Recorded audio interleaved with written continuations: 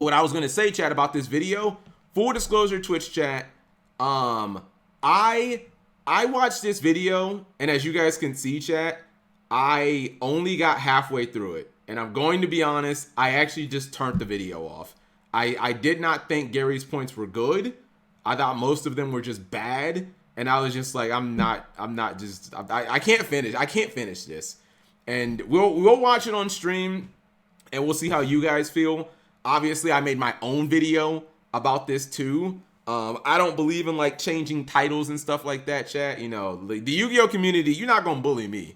Like, you're not gonna bully me. You're not gonna make me change the titles of my video because you're too offended. Like, I don't operate like that, chat.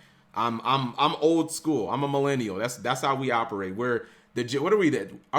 We're not the generation after Boomer, are we? That's the ironic thing. Is people look at millennials like we're Boomer, but it's like there's like isn't there like another generation in between us that like has been complete Generation X? I feel like Gen X don't even exist anymore. Like, when do you ever hear anything about Gen X? You hear about Boomer, Millennial, Zoomer, and then the generation after Zoomer also is irrelevant. The two irrelevant generations is Gen X and then the little kids, like the actual babies. Like, no one knows who they are. We don't exist either. Atenza, aren't you like a Zoomer or something? Aren't you a Zoomer? You're the Boomers' kid. No, we're not. We're not the Boomers' kids. Baby Boomers are people that were like born. They were like born after the World War II. I mean, well, maybe I am a baby Boomers' kids. I feel like there's another generation. I feel like it is that Generation X that you guys are talking about. I'm waiting for GG to come to the stream. I mean, if Gary came to the stream, I'll debate him. It's just, again, chat, as we watch this video, and if you guys don't agree with me, or if you guys don't agree with me and you agree with him, that's fine. I just didn't think he was making good points. Like, he was talking about how tier is the best tier 0 format ever. And he names other examples, but to me, it like that just felt very Zoomer because he only goes back until like 2014. And it's like, hold up, do you think that tier 0 in Yu-Gi-Oh started in 2014? Do you really think that that's a thing that only existed in the last 10 years? Because it's not. Like, do you know what Teledad is? Do you know what like all these other decks, you know, Chaos Control? Do you know about any of these other decks before 2014? So like these, if you only know Yu-Gi-Oh chat and like the last 5, 6, 7, 10 years, just don't even talk to me because you only know half of the game. And it's like already, unless you're just going to talk about recent history, that's fine. But I can't think of any reason why tier format is better than Teledad format. Like, Teledad format arguably only had one floodgate chat, Royal Oppression, and it really wasn't, like, when you look at how much spell and trap removal there was in the game, really wasn't actually that impactful. As opposed to Abyss Dweller, which had like one counter in the game, Forbidden Droplet. Of course that's his first point.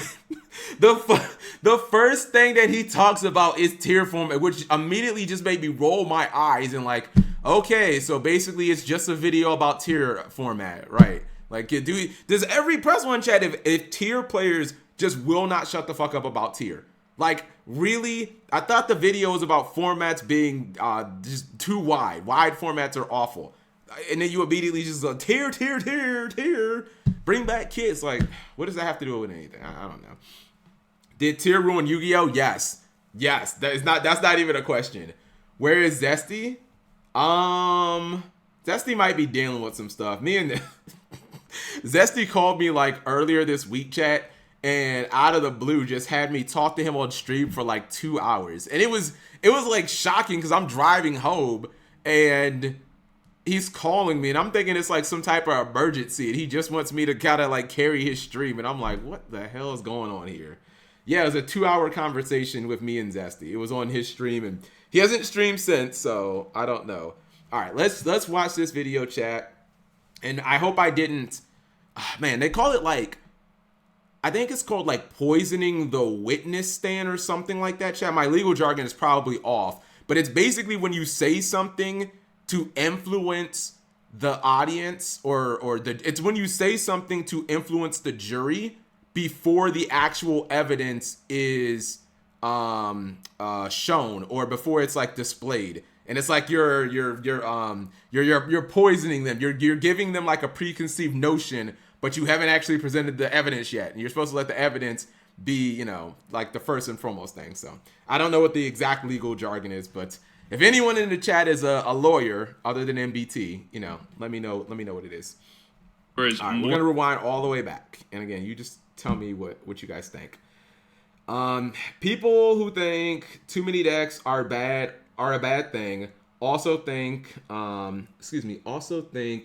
the world just waits for them to win every event on this planet. Can I just say this? Because this is brought up in my comment section chat multiple times. But if this is really like an objective fact, because like Jib will say this too, oh Cap, if you have more than like 4 decks in the format, it's bad against How come the 2 most popular formats in Yu-Gi-Oh history, chat, historically, I'm talking about the ones that have lived on through time, which are GOAT format and Edison, are wildly popular and known for their diversity of how many decks are playable in those formats. And you never hear anyone say, Cap, man, I love everything about Edison format, but dude, it's just too many decks to learn. You never hear anyone say, like, what? Have you guys ever heard someone say, like, I hate Edison format because it's too many decks? I've literally never heard that in my life, chat. I've never heard anyone complain about GOAT or Edison because there's too many decks. That's all I'm saying. It's okay, but it's okay to be biased, but Gary makes it too. That's the thing. Whenever I'm biased in a video chat, when I used to bring up Vanquish, I would preface everything with my bias. I would say I'm not objective about Vanquish Soul. I would just come out and be honest about it. Anyways, I hate GOAT and Edison. Okay, but that's fine. But do you hate GOAT and Edison because of the diversity or because of other factors? If you hate GOAT and Edison because of the diversity, then, you know, maybe they have a leg to stand on. But I've never heard anyone say, I hate these wildly popular formats because there's too many decks to learn, or because there's too many decks to play against. People just say, like, oh, I hate Edison because it's too slow, or I hate GOAT because, you know, it's too slow. Like, that's fine. If you're a new Yu-Gi-Oh player, it's a stupidly big adjustment to go from, like, current Yu-Gi-Oh to GOAT format. You know what I mean? There is no build a board in GOAT format, chat. There was no building boards in GX era. You just like play your board is fucking Mirror Force and Set MST. You know what I mean? There's no generic extra deck monsters. You're just always going into every turn. You know what I mean? Even in 5Ds, is like you look at Teledad for its Stardust Dragon, I guess. You know what I mean? Like 1 negate. That's like the best building a board, chat, is 1 negate. You know what I mean? That can easily just be, oh, MST, you Stardust. People complain about Blackwing is too strong in Edison format. Okay. I love diversity. Hi, Office Space. How are you doing? Just getting back to Yu-Gi-Oh! After a year. Dude, after a year? What? You made it seem like, yay, I'm just getting back into Yu-Gi-Oh! After 5. Dude, if the last time you played Yu-Gi-Oh! was... You really haven't missed that much. Now you're just, okay, Fire Kings used to be trash, or you probably know it as like trash. Now it's arguably the best deck. Same thing with like Rescue Ace. And right now we are in the middle of the Year of Fire, and there's a new storyline going on called Sinful Spoils with this witch. She steals... What is it that she steals, chat? Is it like an egg or a diamond or something? She steals something. I don't know. And like everyone's trying to catch her or some shit like that. But yeah, she steals beer. Anyways, that's like essentially what's going on. And like right now, all like basically anything that is fire related, Infernoble for a minute, but now I sold his band. But Fire Kings, Rescue Ace, Infernoids, Infernoble, I'll just list it. Like all the fire decks are like Giga buffed. Let's see. Also hope you're doing well, Cat. You're my favorite Yu-Gi-Oh content creator to watch. Thank you, Office Space. If you call yourself a pro player, is it your responsibility to know every card in the shitty game if you want to be better than anyone else? No, but that's not realistic though. Like that's what people make this argument, chat, of like, well, how am I as a top tier Yu-Gi-Oh player supposed to know every card from 15 decks? You don't need to. Like, you guys think that Joshua Smith knows press one if Josh Smith chat knows every single card verbatim, the exact text, and the top 20 metadata. He knows every single one of them. He can recite them blindfolded off the top. No, you don't need to know. Like, yeah, there could be more matchups than normal, but it doesn't mean you have to know every single card to a T. Even players like him are going to read certain cards. Like, if he runs against, what's like a Virtual World? Virtual World's like, not really meta, chat. It's like Rogue, used to be super high tier meta. He runs into that matchup. He might have to read like, oh, damn, I forgot that Chuche worked on both turns, or I forgot that Chuche, worked this way. Like, you don't need to know every single card. Like, that's unrealistic in like every format. You know what I mean? It's because Go/Edison are closed off card pool compared to current, which is always getting new cards. Then you only have time to prepare for events, which can be in a week, month, etc. Current only has X amount of time to play something. Back when we didn't have half the decks, Edison plays because we only have 2 weeks or so of that format. I mean, fair enough, right? I understand the idea of there's infinite time to lab in Edison and GOAT format because the card pool never changes, as opposed to current Yu-Gi-Oh!, which it is constantly evolving. But I mean, I don't really know how that would like that really wouldn't be. I guess, how can I say this? If the card pool is always going to be evolving and you're going to play current Yu-Gi-Oh!, that's kind of like what like that's part of what you're signing up for, right? Like, at some point you will have to know new cards. And I guess you could say, well, Cap, it's easier to know when I'm playing against when there's only 2 decks, but to me, that's just, Chad, is it not fair to say that that's just an argument of convenience? Like, if you're just going to say, Cap, I don't want to have to learn 10 decks every format, like, okay, well, whose problem is that? Like, be a little more committed. You know what I mean? Like, whose problem is that? That, to me, that's not like something that's not like an objective fact that proves that more decks makes things worse. It's Konami's problem.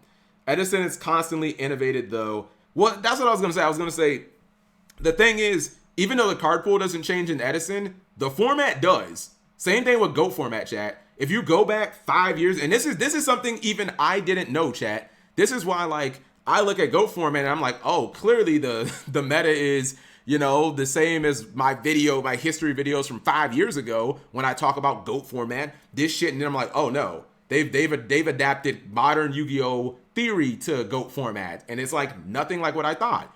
You know what I mean? So, like, the decks do change. I mean, BP just said Black Wings is still insane in Edison, and that's fine, but decks do cycle out and the format does change. Is type to hi Spy Fox to V Kachurian.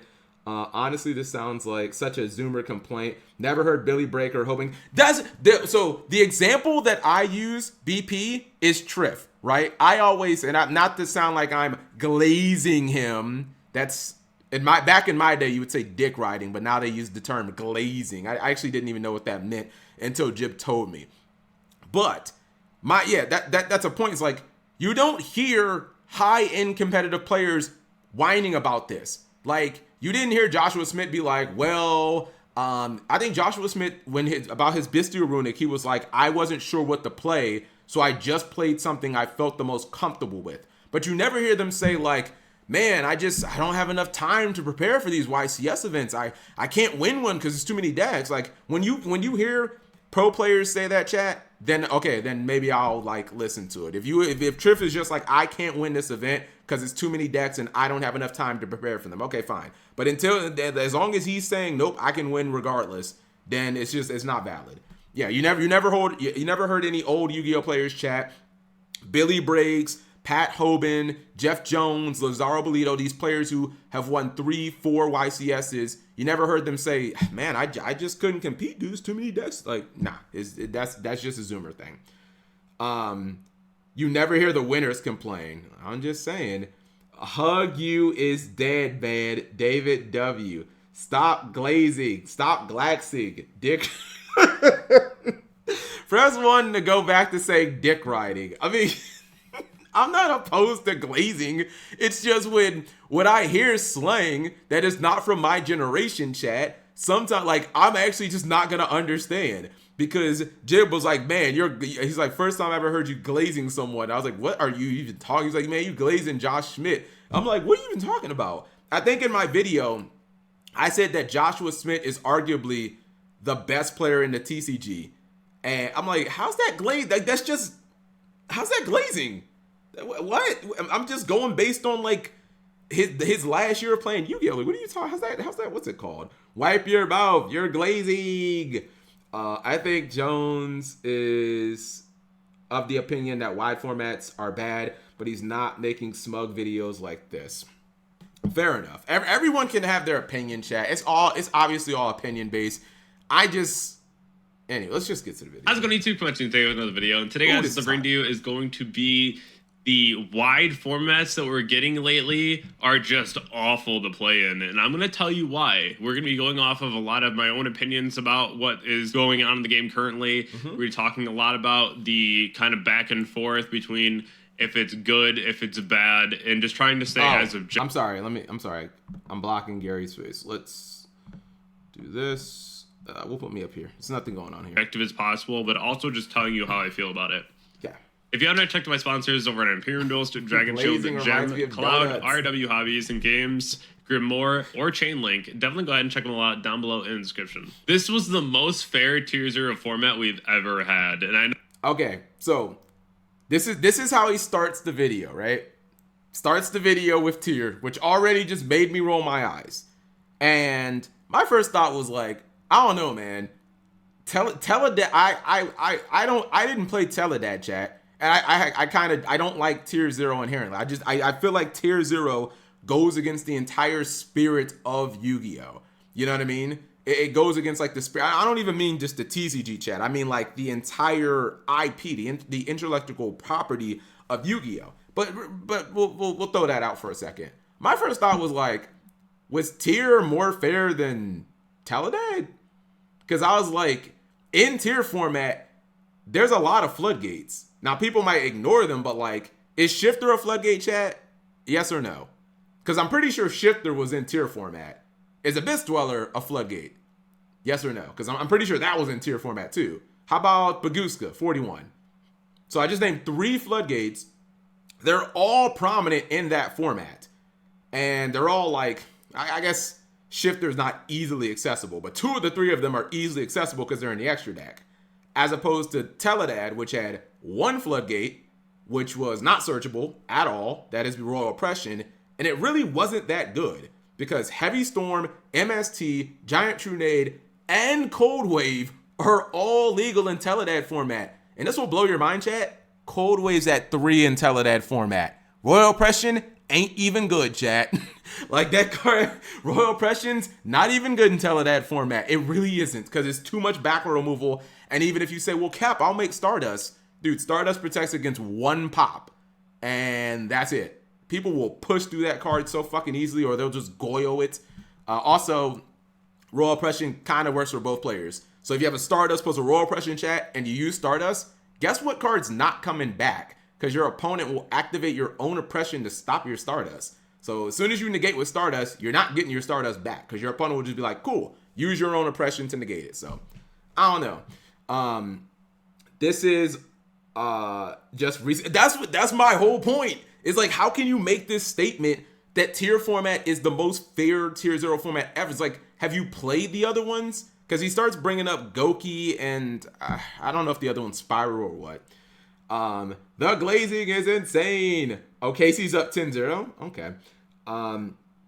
Can't you just loop Stardust forever? No, because if you activate Stardust and it's negated by if it's negated by Royal Oppression, I don't think it attempts to come back. Yeah, I'm like 90% certain that it doesn't attempt to come back. Was Goki? I don't think so. Here's a debate, chat. Was Goki Tier 0? I don't. That was 2018, which I consider the worst year of Yu-Gi-Oh! I've basically like blocked that shit out. I don't consider that deck Tier 0. And I was thinking like, hold on. Was Goki Tier 0? Because Sky Striker, I remember that was Gabe Vargas won the Nationals that year. Sky Striker was in the finals and it went to game 3. So like, was Goki even a tier 0? I feel like people are just misremembering this. Like, Goki wasn't a tier 0 deck. Like, what are you even talking about? Sky Strike, that's what I'm saying. You could play, it's like Dragon Rule. Like, Dragon Rule is not tier 0, at least not like Dragon Ruler Spellbook, like not in that form. There's no tier 0 format in Spellbook Dragon Ruler format. It's like Goki wasn't tier 0 because you could play Sky Striker in that format. I remember that. I don't remember like any of the other decks, chat, but I definitely, maybe, God, I don't even know what the hell I played. But I do remember like Striker was like really good that format. So it was the yeah, you could be the best deck, but not tier 0. I know a lot of people are Wait, the Dolphins scored? Shut your mouth. Wait, how did the Dolphins score if they just got would they run the kickback or something? Okay, let me already just Goki was the best deck by far. Okay, but it wasn't tier 0. So you know what I mean? It's like last format, chat. Rescue Ace was the best deck by far. I don't want to hear anything about fucking Infernoble or Unchained. No, Rescue Ace was like the best deck. That, well, at least when Sinful came out, like it was obvious that Rescue Ace was the best deck. But it wasn't tier 0. You know what I mean? It wasn't though, bro.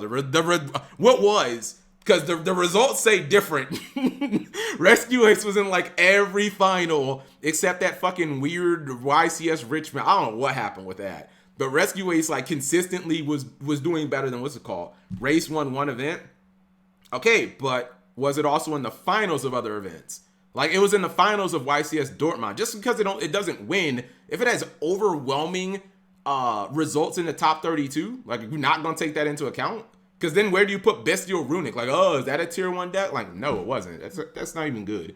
Tyreek gave the ball to his 5th baby mama. The format was wide. How many YCS did Goki win? Jib? Like what, 1 maybe? Probably in that format. So I guess that's, you know, that's like the same then, right? Anyways. Beside themselves with this point. But I do want to talk about why I think this is. Yeah, this is going to tie in with the fact that these were awful to play against. So, and according to my Twitch chat, this wasn't a tier 0 deck. So we're starting our argument out with a fallacy because this isn't even this one was definite. You give no arguments there, chat. Performances and Pals, Pepe, that deck was tier 0. YCS Atlanta, was it 2016 or 15? It was like 28 out of 32. Like, that's undisputed tier 0. This one, not tier 0. When we played against Goki and we played against Pepe, if you went second into these decks, you auto-lost. We did not have half the outs that we do today to these decks. So if these decks just went unchecked and they just like went ahead and did their whole turn, you were losing your hand. You weren't playing the game. There's so many things that just were so wrong with these formats. You went up against these super crazy decks, and we didn't have Nibiru. Like, we didn't have anything at the time. This was another thing. He said, quote, we didn't have anything at the time. So, I'm old enough to remember when this card called Max C came out, chat, and I'm pretty sure that was Storm of Ragnarok. Now, that's a 5D set, and this is a Pendulum, and this is a Link archetype. So that would mean that Max C was out for both of these formats, unless it was banned, and I'm just not remembering it. But, like, I don't know, man. Maxi was at 1 for both formats? If Maxi was at 1 for like, both formats, like, okay, fair enough. Maxi was banned during Goki? BT saved Yu-Gi-Oh! Okay, if there was no Maxi in these formats, then I guess I'm just misremembering. But I'm like, hold on. Didn't Maxi come out in, like, 2010? So, Maxi was banned before Goki. Okay, I stand corrected. Okay, fair enough. Maxi was banned after Spiral. Goki didn't have the Roach or something like that. Okay, so I guess we had it in this format, but not this format. I'm pretty sure that like it was available when like Monarchs were, because Monarchs and Pepe were in the same format. That's like when we got Emperor of Darkness or whatever that structure deck is. Which is pretty interesting. So definitely some pretty overpowered decks for what they were. Mm-hmm. When we talk about the most fair, I want to just say that fair does not always equal balanced, and that's a shout out to my Discord mod and friend Squid. I brought that up in conversation, and I do agree that there's got to be some check at some point to where you can't just get outskilled, I guess, if you want to call that, by your opponent just milling 10, right? And that's totally understandable. But this is through a scope of tier. Even if you go second into the matchup, you still had a way to play, and you have so many options to go ahead and beat this deck. You also had the addition of 9 Bystials at the time that you could main deck that people were doing to go ahead and stop this deck. You could play Flu, you could play Exo, you could main deck Shifter. Can I just... Who the fuck played Exo Sister in this format? I heard that and I was just... That's a wild take. Like, who the fuck played Exo Sister in Shizu tier format? Because I, like, what? I give you the Flu point, because Flu made it to, like, 2 YCS finals during tier format. And that one that Jesse was in, I think that Flu player should have won. But, like, who the fuck was playing Exo Sister? Like, it's only 2 available decks. You either play Flu or you play tier. There's, like, no other deck. Why would you play Exo Sister when Flu is just infinitely better? I don't know.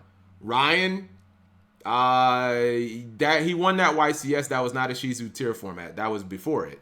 Yeah. If you're thinking Ryan, you won the YC, or was it Ryan? Whoever won the YCS chat with Exo Sister, that was before Mama came out. That was before the Shizus came out. This tier 0, we'll see if we're in tier 0. There is a lot of different ways that you could play into tier. Now, not saying that it was really objectively bad if you weren't playing tier into tier, but at the same time, you had a chance. And I think that's something that we really overlook in a lot of the older formats like Pepe and Goki, where you didn't have a chance, right? Like, you played against these decks, you went second, you lost at IRL, I'm sorry you lost. And I just, hold on. Was it 2015 Yu-Gi-Oh! WCQ? Wait, NAWCQ. NAWCQ. Which year was it, chat? 2015, or maybe it was 16. What was the year that Goki was, no, I'm trolling. 2018. I'm trolling. 2018. Yep, okay, Gabe Vargas. I just want to see something. Yeah, 2018. Dragon Duel. I wonder if it shows. All right, so we have Gabe Vargas. This might be that weird period, chat, where they weren't actually doing the feature matches. If not, we can at least look at the standings. They do top 8. Hold on. They do top 8 newer entries, but there's no feature match for the finals or the top 4. Top 4 standings and pairings, but there's no feature match. That's wild. It doesn't show what they're playing either. We have Walter Jewell, Gabe Vargas, Isaiah Joseph, Brian Reyes. Wow, California's in the house. It's like almost every player was from California. We ain't want to see. No. I want to know what they're. I know the finals, chat, was Sky Striker versus Goki. I just wanted to see like the other decks to see like, oh, was it 2 Sky Striker? Was it all Goki and 1 Sky Striker? Just so I could look at, you know, a little bit of the breakdown.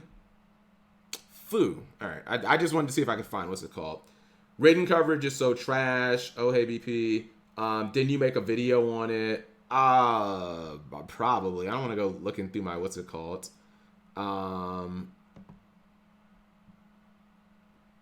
What do you, Lord Bricker, I don't know anything about Pokemon. If you're asking me a Pokemon question, my answer is going to be like, I don't know. What are your favorite 3 Pokemon up to Gen 4? Is Mega Ampharos in that? I guess I'll just give you like, I like Slowking. No. Yeah, I like Slowking, Mega Ampharos, Gengar. I like Gengar. We'll go with those 3. And there's this new quantifier. Mega Ampharos is Gen 6. Oh. I don't know. Dude, I stopped playing Pokemon after like Gen 2. I don't know anything else. to what tier 0 is, and that's realistically like 30 out of 32 slots at a big event that you are now quantified as a tier 0 deck, which is definitely interesting. But looking back, I feel like these were so obnoxious where if you played against like D-Ruler, I don't even feel like... Oh, hold on. Wait. Trolling. Oh, no! Dude, oh my god, I banned Spark again? What the... I'm sorry, hold on. Permanently... I didn't mean to ban you, I'm sorry. Wow, I didn't know you could just slide. Yeah, I was trying to left click, right click on Cells' link. I'm so sorry, Spark. Yeah, I wasn't trying to ban you, bro. My bad. Yeah, I apologize. Okay, hold on. I just want to see. Check out the Patreon link in the description. All right, we got weird hair, Simo. I like it. Below. But without further ado, let's go ahead and get right into it. So here is the top 64 breakdown. Are you guys seeing tier? I'm not. From the North American WCQ. This event had almost 1,800 players. I believe it was around 1,793, if my memory serves correctly. Okay, not as large as some of the WCQ. Wait, right here. Also see how... Let's see. Hold on, where's the Goki part? 16, Sky Striker. Or is this from another event? Because I don't see any Goki here. 2 Goki? Obviously doesn't take away from the fact that the 2 decks are... That's another event. Okay, I was gonna say, wait, there's no way that this is like 2. This are the strongest, but I think it's better to have it something like this rather than that 20% just be a lone third deck, kind of making a little bit of a triangle format. But we'll just have to see what the European WCQ does have in store. Quickly, I did want to touch on the South American WCQ. It had a... Okay. This is a different event. Okay, chat. Are you guys seeing tier 0 here? Because, all right, you guys might say, Cap, why do you care so much about this specific point? Because whenever you are going to make an argument, if you are going to try to state facts, your facts need to be accurate. It can't just be like some subjective shit that you pull out of your ass. Otherwise, you need to state that. Maybe this is just me and the way that I structure my videos, chat, and like my history videos, how I meticulously do research and stuff like that, which everyone just says, Cap is no way. Like, I could just make up shit, but I don't. You can't just say Goki's a tier 0 deck and then like the results don't support that at all. It invalidates or it brings into question like everything else that you say. That's all I'm saying.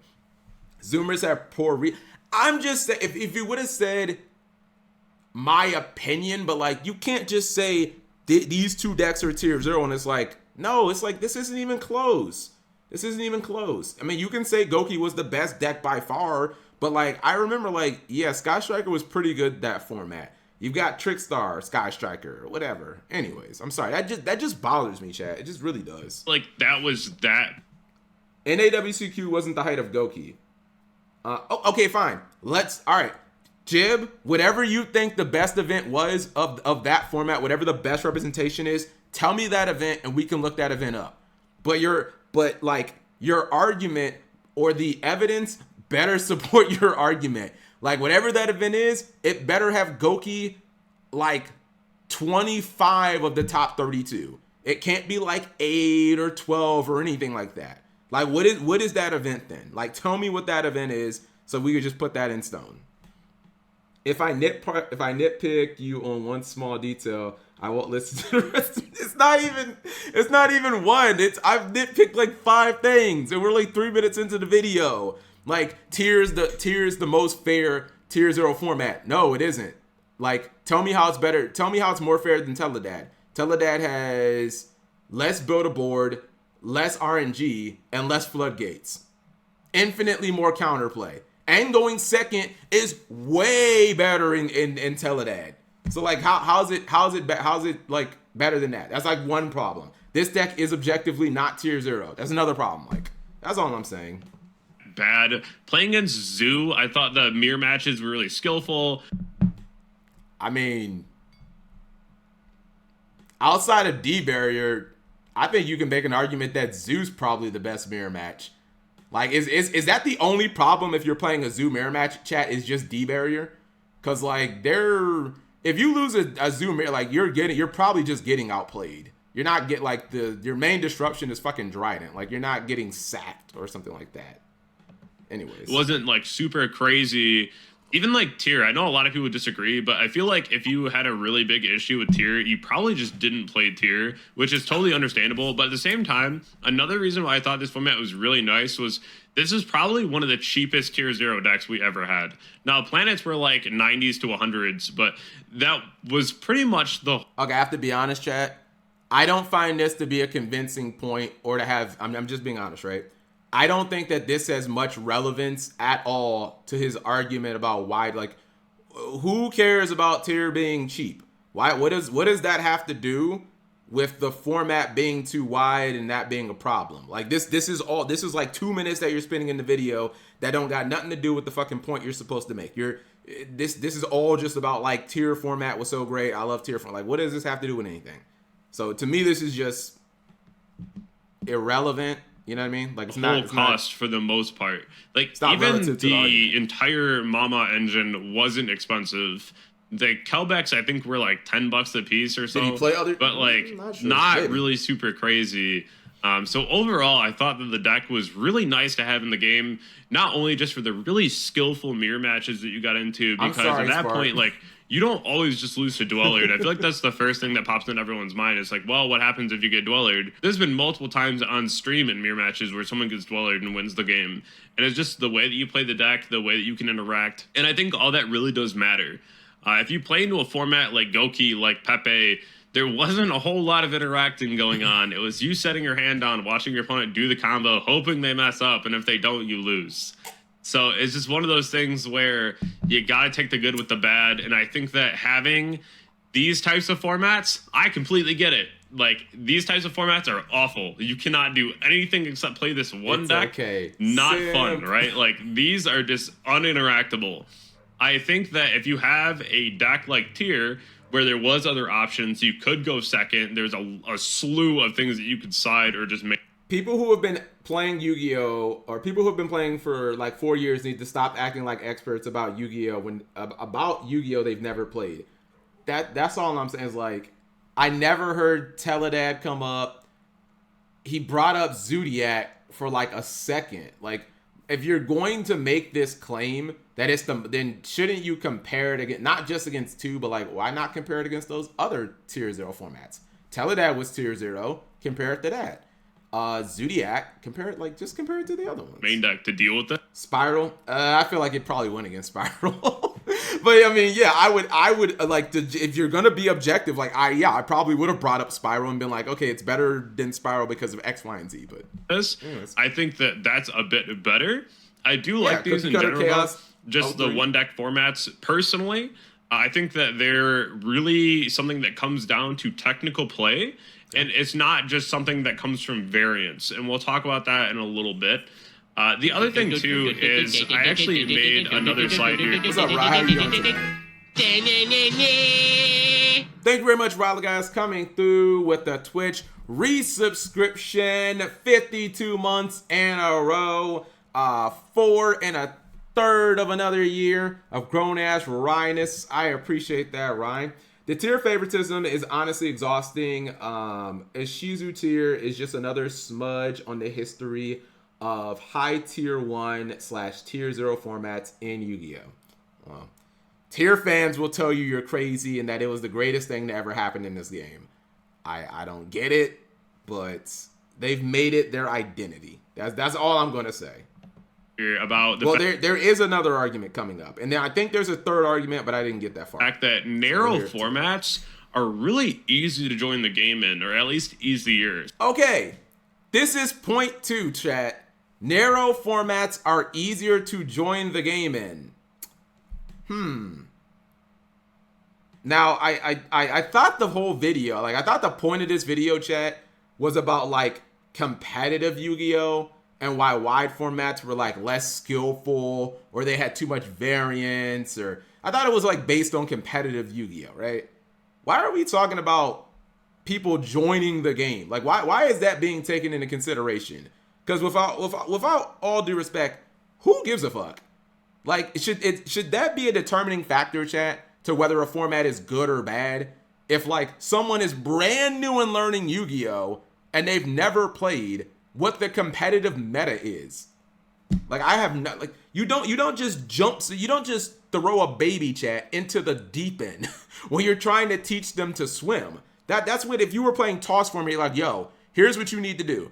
So I know you've never read a Yu-Gi-Oh card before, but you need to read this card.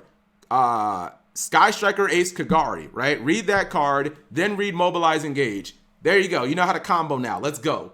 That's not how you fucking play Yu-Gi-Oh, chat. Like, you need to learn what a Link Monster is. You need to learn what spell speed. You need to learn the basics. Why are you thinking about learning Sky Striker? You haven't gotten... What's up, Gary? People joining the game will have their first question be like, what are the... Gary, with all due respect, who does that? Chat, I want you guys to be as completely objective as possible, right? Is that how you guys got into Yu-Gi-Oh? You guys were like, yo, what's the best deck to play? Because, Gary, I've played Yu-Gi-Oh since the 3rd set. I got into Yu-Gi-Oh and I was like, yo, can I use Dragon Nails like Joey did on in the anime? Like, that's what I wanted. That's what I wanted to do. Nobody, no. Yeah, when I got into Yu-Gi-Oh, I was like, yo, let me get a structure deck Kaiba. I was trying to learn like how to rituals. I never got into Yu-Gi-Oh and be like, what's the best deck? What is the meta? I just wanted to learn like how to play the game first. I don't understand how you could. It feels like you're jumping to like step 10. Unless someone has like a very strong history of coming from like other TCGs. I don't understand why they would immediately jump to, I don't even need to learn how to play the game. I just need to learn the meta decks. Like, they're about to go to a YCS their first weekend of playing Yu-Gi-Oh? What? That's fine if you want to start and not do well. But again, Gary, so it sounds like, again, you're basically saying that someone can be like, I want to learn how to play Yu-Gi-Oh, and on Saturday I'm going to the YCS and I'm going to top. Who does that? Like, show me some player who does that. You can find like all these all-time great players like Joshua Smith and Jeff Jones who will tell you, yeah, I sucked for years. Like, you don't just go from like, I learned how to play Yu-Gi-Oh on Monday, on Friday, or on Saturday, I made day 2 at YCS. Like, that's not how it goes. That's not the maturation process of like anyone. Get on Discord and argue. He's correct. People will ask about the format, but GG is wrong that they like a 2-deck meta. If it's diverse in their eyes, their eyes friggin' light up with joy, actual experience as one who introduces newcomers to Digimon. Shut up. Press 1 if Cap is glazing Joshua Smith too, but I'm just using him as an example, chat. I'm not glazing Joshua Smith. I'm not glazing Joshua. I'm using him as an example. I feel like he's the face of the TCG, so I'm gonna constantly use him. Cap, are you down to get into a voice call with GG? Yeah, absolutely. Gary, you want to have a call? If Gary wants to have a call, I'm totally down for that. We have hours and hours to kill on this stream. Jay Glazer, that's what I am. I'm Cap Glazer. Okay, hold on. I'm gonna load up my Discord right quick. This will be interesting. Okay, fair enough. I'm halfway through your video, Gary. And don't take this personally, Gary. This is like, don't take this personally, because the way that I'm looking at your video and I'm giving my points and stuff like that, I'll do that to literally any Yu-Gi tuber. It's not personal. People might not like it, but like, I have to be authentic, because I'm gonna watch Coder's video at some point this stream and it'll be the same thing. If Coder makes a point I don't agree with, like, we ripping it. Meanwhile, BP played Chainburn at YCS Atlanta and bought his SHS. Okay, but BP, why didn't you play Sky Strike? Why, since you were literally just having your first, why weren't you playing the best deck? Why didn't you instantly say, Cap, how do I play the best deck and how do I win? Like, I thought that was what people did. All right, let's get Gary. Let's find Gary.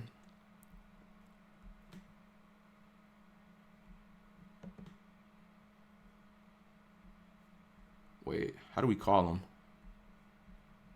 him? I'm gonna click his name. Gary, call me. I don't know how to use Discord. Is it this one? The top right. This? Oh, I'm trolling.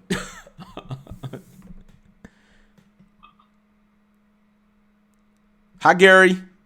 Hello, how's it going? I'm good. Hold on. Let me turn off camera. Okay, you can't see me, right? No. Because your camera's going through your stream, so it won't show on here. All right, Gary. Round one. Why do you believe any of the things that you are saying in this video? Bro, like, I'm not gonna lie, I've gotten so much shit for posting that, which is just funny to me. I don't know. I don't really care, to be honest. You don't think that there's a reason why? I think that a lot of people just like don't want to be competitive in this game, and that's fine. Like, it is what it is. Like, this game is mostly casual, and that's fine. Okay, so you think it's only the casuals who disagree? I don't think anyone in the comp scene actually disagrees at all.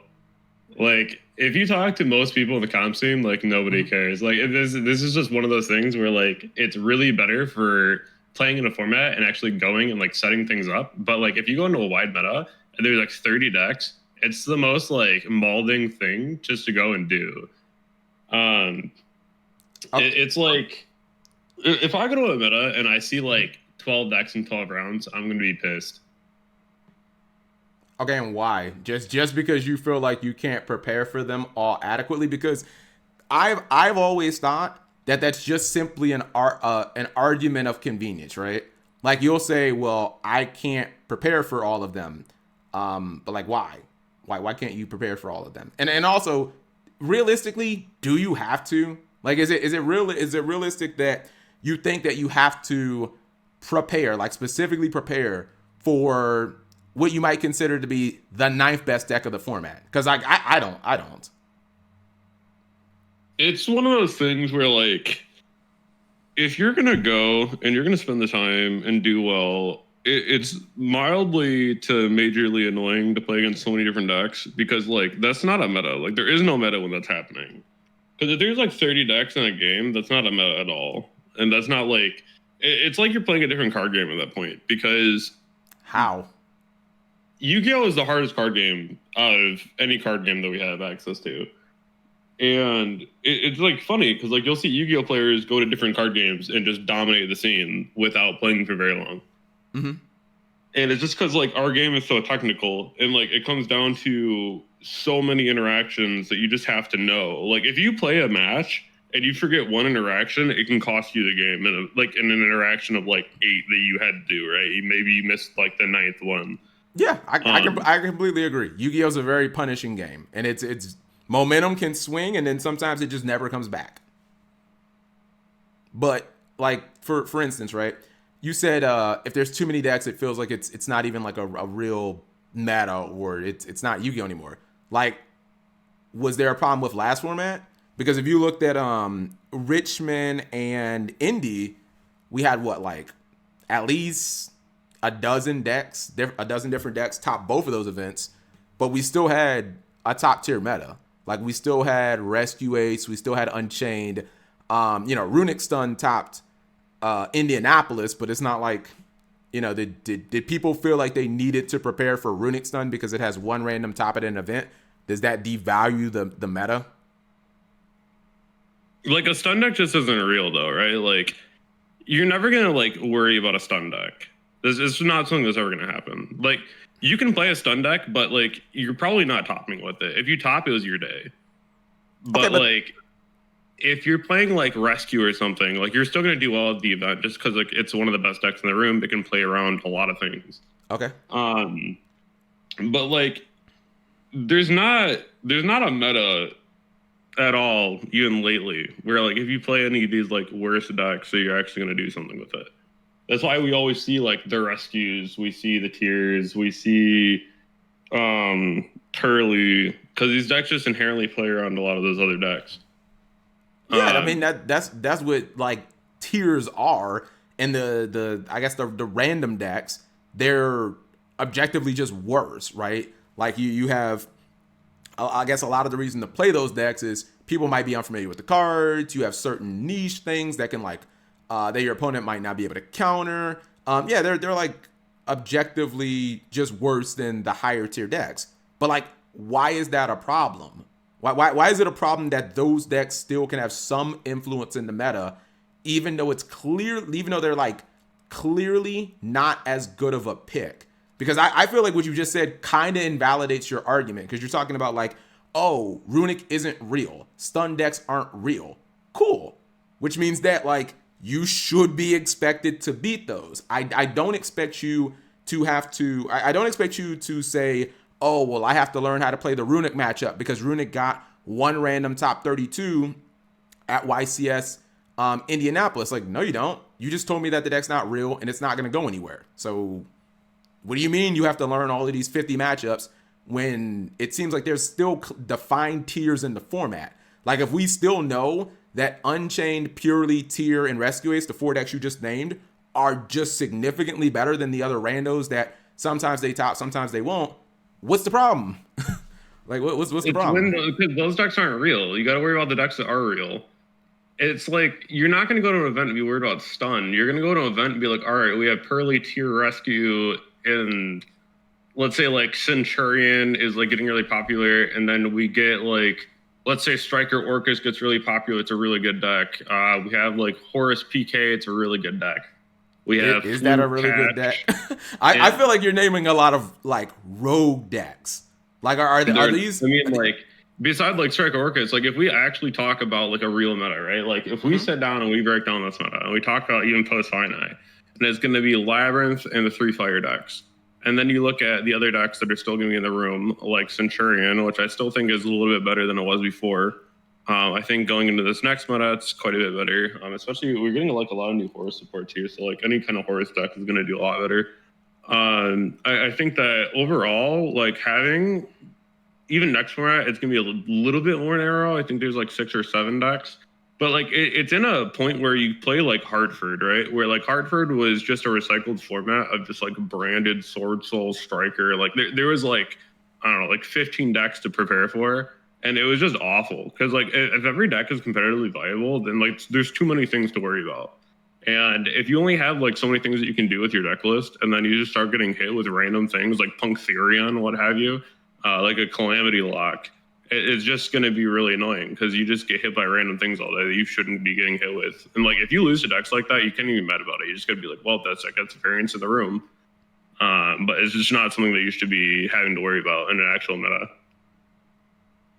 Okay, so you're saying that the decks that are on a lower tier are still competitively viable, and they may have some, I guess, unfun or unfair things that they can do, and that's why a wide meta is like problematic. Because again, like the example you just said, right? You said there's going to be Labyrinth and like 4 fire decks. So I don't understand why Centurions, if those decks are better than Centurion, I don't think that you should have to like sit there and have specific, just you're playing the better deck, just win. I know that's a little like forehead, but it's kind of like if you have 2 football teams and you have like all the better players, and the other team has like significantly worse talent, just beat them. Like you already have the better deck.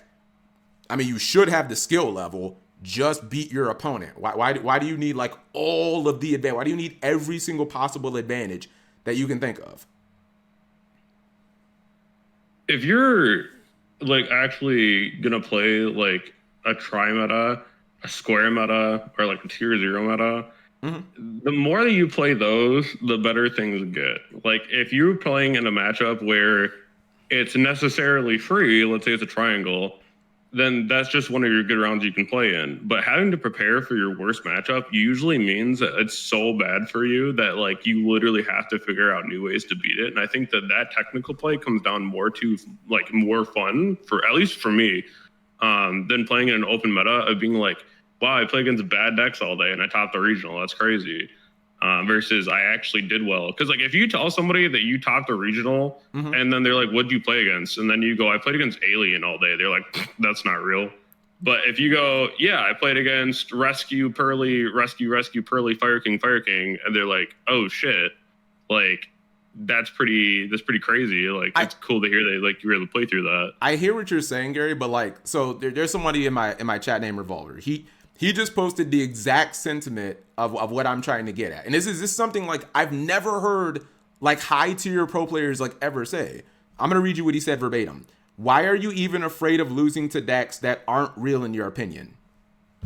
Like I guess it's really that blunt. Like why if you are playing Fire King, like I'm talking post Phantom Nightmare, you're playing like Fire King. Let's say that is objectively the best deck. Why are you worried about losing to Centurion? To me, it's like the reverse of that, right? Like if you're asking about like why are people worried about like losing to like weird or awkward matchups, like yeah. Why are people afraid of just playing the 3-deck meta? Like they can't just like beat the other deck. Like because that goes against the spirit of that goes against the spirit and the identity that the entire franchise was built upon, Gary. Like if you think about Yu-Gi-Oh, right? Was it just Blue Eyes, Red Eyes, and Dark Magician? Were those the only 3 decks in all of Battle City that people played? Were those the only 3 decks that we got within the DM era of like because even if you want to say, well, that's the anime, those weren't the only cards that they released for structure decks, for starter decks, for booster sets. It goes against everything that the game has been for 25 years. That's why. Like there's like variety is the spice of life. It keeps things interesting. It makes the experience more entertaining. Like if it really was just, I guess, objectively more entertaining and more fun that way, why do we have, I don't know, 7? Why do we have 130 archetypes? Why don't we just have 3? Even look at like GX, if you're talking about the anime, there was a hierarchy of meta. Of course. Of course. If you played against Cyber Dragon on Zane, or if you played against Hero on Jaden, you were fucked. Like it was literally a tier 0 meta on Hero and Cyber. And like everything else just sucked. Like everything that they ran into, they just auto beat. Are you talking about the anime, or are you talking about like the actual physical card game? Well, like the anime, because you just brought up the show. Yeah. I mean, no. The results of the show are irrelevant, right? Because in the anime, people got plot armor. Well, you just brought that up, though. No. But what I'm saying is, okay, but why didn't they just have Hero versus Hero literally every duel and say, you know what, best player is gonna win. We're only gonna have Hero. We're only gonna have Cyber Dragon. Why did they have Hero and Cyber Dragon and Red Eyes and Roids and Hot Sauce deck and like 50 other, like why did the girl play vampires and like everyone plays different decks? Why not just have like 2 different decks? Because they have to show off decks and sell cards IRL. It's not like in person, like when you have decks, you can make more cards around the deck. You can make more cards for archetypes. Like Digimon's doing it. By the way, that game exists. Digimon has like 3 main cards or something like that, like Agumon or whatever, and they got like 500 different versions of Agumon. Like you can do that. You can have just like 8 different characters on the show play heroes and just print more here. Just have like 2 different archetypes and just keep printing more copies of cards for those. I think that it's mostly just like people just don't understand like the better metas to be in, especially like, so I bring up tier meta a lot. Mm-hmm. Like tier meta was just a whole different beast. And I feel like a lot of people just like don't understand because a lot of people probably didn't play that format.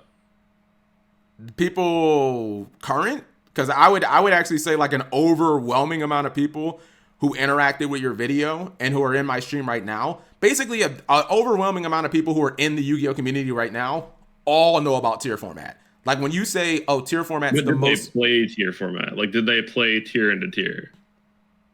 I mean, but is that the definition of playing tier format? I have to specifically play a mirror match? I would say so, because it's one of those things where like if you actually played the matchup tier into tier, like that was so skill intensive and really fun. But I feel like a lot of people don't get that. In your video, you specifically say that you can play other things in tier But you now you can play like XL one in tier format was pre-mama, but like it's still one in tier format. I was gonna that was not tier format. That was if it's pre-mama, then it's you don't have the Ishizus, so it's not. It was still 3 of every name. Like the deck was still completely dominant at that event. Yeah, but that's okay. When I say tier format, I mean Ishizu tier. That's fine. Okay, let me ask you this, right? So you say Ishizu tier format was the most fair. Hold on, I'm gonna just scroll back so I can quote you like verbatim. This was the most fair. This was the most fair tier 0 format we've ever had. Have you played Teledad, Gary? I did research on it so that I knew what I was talking about when I went into the video. Okay, but have you played it? I didn't play in the format, no. Okay, so then can you confidently make this statement? I can. I talked to people and I looked at the meta too because I even brought it up in the video too. I did bring up Teledad in the video. And even Callie, when he made his video too, he brought up the same point, but it's like Super Rejus and Vanities. And I'm sorry, wait, what? Super Rejuvenation and what? Are you talking about? Oh, are you talking about Spellbook Dragon Ruler format? Or are you talking about Teledad? Oh, you brought up Teledad, yeah. No, I brought up Dragon Ruler in my video. Okay. Even as far as Teledad goes, I don't know. I think that if we look at objectively, like some of the best tier 0 decks, like I even talked about in the video too about like Zoo. Like even Zoo wasn't that bad. Yeah, no. I agree with that, but it's like Gary, I've watched this part of the video. You brought up how Zoo was like not that bad, but you kind of like glossed over it and you didn't really you didn't talk about it that much because I would look at Zoo and I would say that I know you can't do this retroactively, right? But to me, I guess the only major problem with that format would probably just be D-Barrier. Without that, Mirror Match is insanely skillful. I feel like the better player is going to win almost all the time. I was talking with my chat about Teledad because I was like, how is tier format more fair than Teledad? Teledad has one flood because like this is the problem everyone talks about, right? Floodgates. Teledad has one floodgate, like one primary floodgate, which is Royal Oppression. The card is not very effective in that format because the entire format is littered with spell and trap removal, and Cold Wave is at 3. The card's not going to resolve, and even if you make a card to protect it, like Stardust Dragon, your own Royal Oppression will negate your Stardust Dragon from coming back. I think that format is infinitely more fair for the Mirror Match than tier. And it's just like, if you start your video off by saying, because you know my stance on tier, and I think that all tier players, I think it's like the biggest example of recency bias, right? Like all you guys talk about is tier format. It's the greatest thing ever, blah, blah, blah. Okay, how's it better than Teledad format? Less floodgates, less RNG. Less floodgates, less RNG, less decided by the die roll. So like, what's your response? And I played in both formats. Did you play tier though? The tier Mirror Match? No. Yeah. It's one of those things for me, at least, where like I've never had a feeling where I've sat down in a match and I've actually felt like the decks themselves were not just tier 2 decks. I think that most of the decks we ever play with, especially if you look at like Hartford format, like it just wasn't anything that was great. Tier wasn't dice roll. It wasn't. No, I'm not. No, I'm not. I'm not saying it's dice roll. I just think that Teledad is like it's less dice roll. The player who goes first is not like there's not a heavy influence on you winning the duel because there wasn't really a concept of like build a board back then. There was no like, oh man, I made 4 negates or I made cards specifically designed to counter you. Like I guess you can say like, well, you can have a Guido or you can have Havness, Bitsteals, whatever, but I don't know. That just kind of sounds like draw the out to me. Like if I make Dweller and you don't have an immediate answer, like you probably just lose, right? And like another thing in your chat too, like a lot of people were saying I'm going through withdrawal playing tier. I literally top 2 regionals back to back last format playing tier. I don't know what you guys are talking about. I wouldn't like don't pay attention to something like that. When I think like what? No. What I think they mean is most people who complain. I just noticed this pattern. Most people who complain about the meta being too diverse or being too wide open or they don't like it, it just always comes back to that one specific archetype. It's like This is why I honestly wish the deck would just be made unplayable. Like, so like tier players could just move on, because I feel like you guys are incapable of moving on to like a new deck or a new archetype as long as tier is like viable. Like it has got you stuck in the mud to where it's like you don't want to see anything other than like tier, and it's like rose-colored glasses. I'll bring up this and you can respond to this, right? I was having a discussion with a guy in my chat, Jib, right? Jib's a good player. I think he's topped the last 2 YCSs he attended, 16 at Richmond, and I think he got like 33rd at Indy. And now people are gonna say, "Oh, you're glazing, Jib." I said, Jib, people are not gonna go back to tier format, right? In like 5, 6, 7 years, they're not gonna go back to that format. Do you disagree or do you agree? Do you think that in 5, 6, 7, 10 years, tier format's going to be wildly popular? Because I feel like that will just definitively decide which one of us is right. And you will definitely hear it from me, whether I'm playing this game or not. I mean, objectively, no, because right now, like, it's so toxic. Like, if you even bring up tier, people get tilted as fuck. Like, it's crazy. Like, if you just mention the word tier, people just get immediately mad about it. Like, it's crazy. Like, you can't even bring it up in a video before people would just kind of hound you for it. So but now you're saying like I guess like the casuals or the non-hyper they're going to be the driving force that I guess makes this format not flourish like it should. Like it's just going to be because of them and not the actual factors of the format. What do you mean though? Well, what I mean is like, okay, you say it's the most fair tier 0 format ever. MBT during tier format put out a short telling me it was the greatest thing ever. It's so fun. If it's so fun and it's the most fair and all of these things and everything's great about it, then why would that not materialize into a format that just pops the fuck off? Like with Go and with Edison. Why wouldn't it become super popular? I'm not talking about the people who are playing into, I'm talking about, 5, 10 years down the road. Like all of the people, like you don't think there would be enough time for people to kind of get over it at that point? Like why wouldn't it just pop off then? I mean, like, even if you look back, like, a lot of people really liked TOS or Eternal, whatever you want to call it. A lot of people like that format. Mm-hmm. But if you look back on that format was actually dog shit. Why? Because, like, if you look at how the game worked at that point, it was not super great. The ban list wasn't really great. It wasn't, like, a very enjoyable format. And I'm not saying that's like true for all like triangle formats, because triangle formats in general are very nice. I think that when the basis of a lot of your better decks involve floodgates, I think that's what made it the bigger issue. Because the best deck in that format, even out of like a triangle, was Thunder. And if you play against like Triple Colossus, like everyone today hates Droll. Like, doesn't matter what deck you're playing. Like if you get Droll dropped on you, it's a problem. But like if you go back and you realize that we had 3 Drolls that were just in the extra deck that you can make for free, and you could end on multiple of them, it's just like super problematic. And I think that looking back in a format like that, when one of the best decks included the fact that there was such a crazy one, like to me, that's just not like very fun.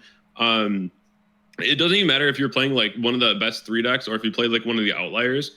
Like I think that what's nice is like I even like the 5 deck formats, to be honest with you. I think they're a lot of fun.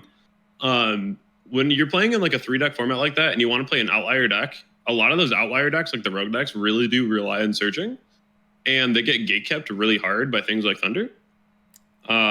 Which I don't mind seeing a little bit of variance. I think a lot of people just completely misconstrued my point. Like, and I think that that's really unfortunate, but like it is what it is. You mind if I interrupt you, Gary? Because hold on, let me bring it. My chat is saying that the reason that they didn't like, or that they saw, I guess, TOS format as a problem is they're all saying that it lasted too long. Jib is saying Orcus is the best deck. I'm going to just be honest. Off the top of my head, if you had to put a gun to my head, I would have said Striker's the best format of TOS, or the best deck of TOS format, but I guess we just all disagree on that.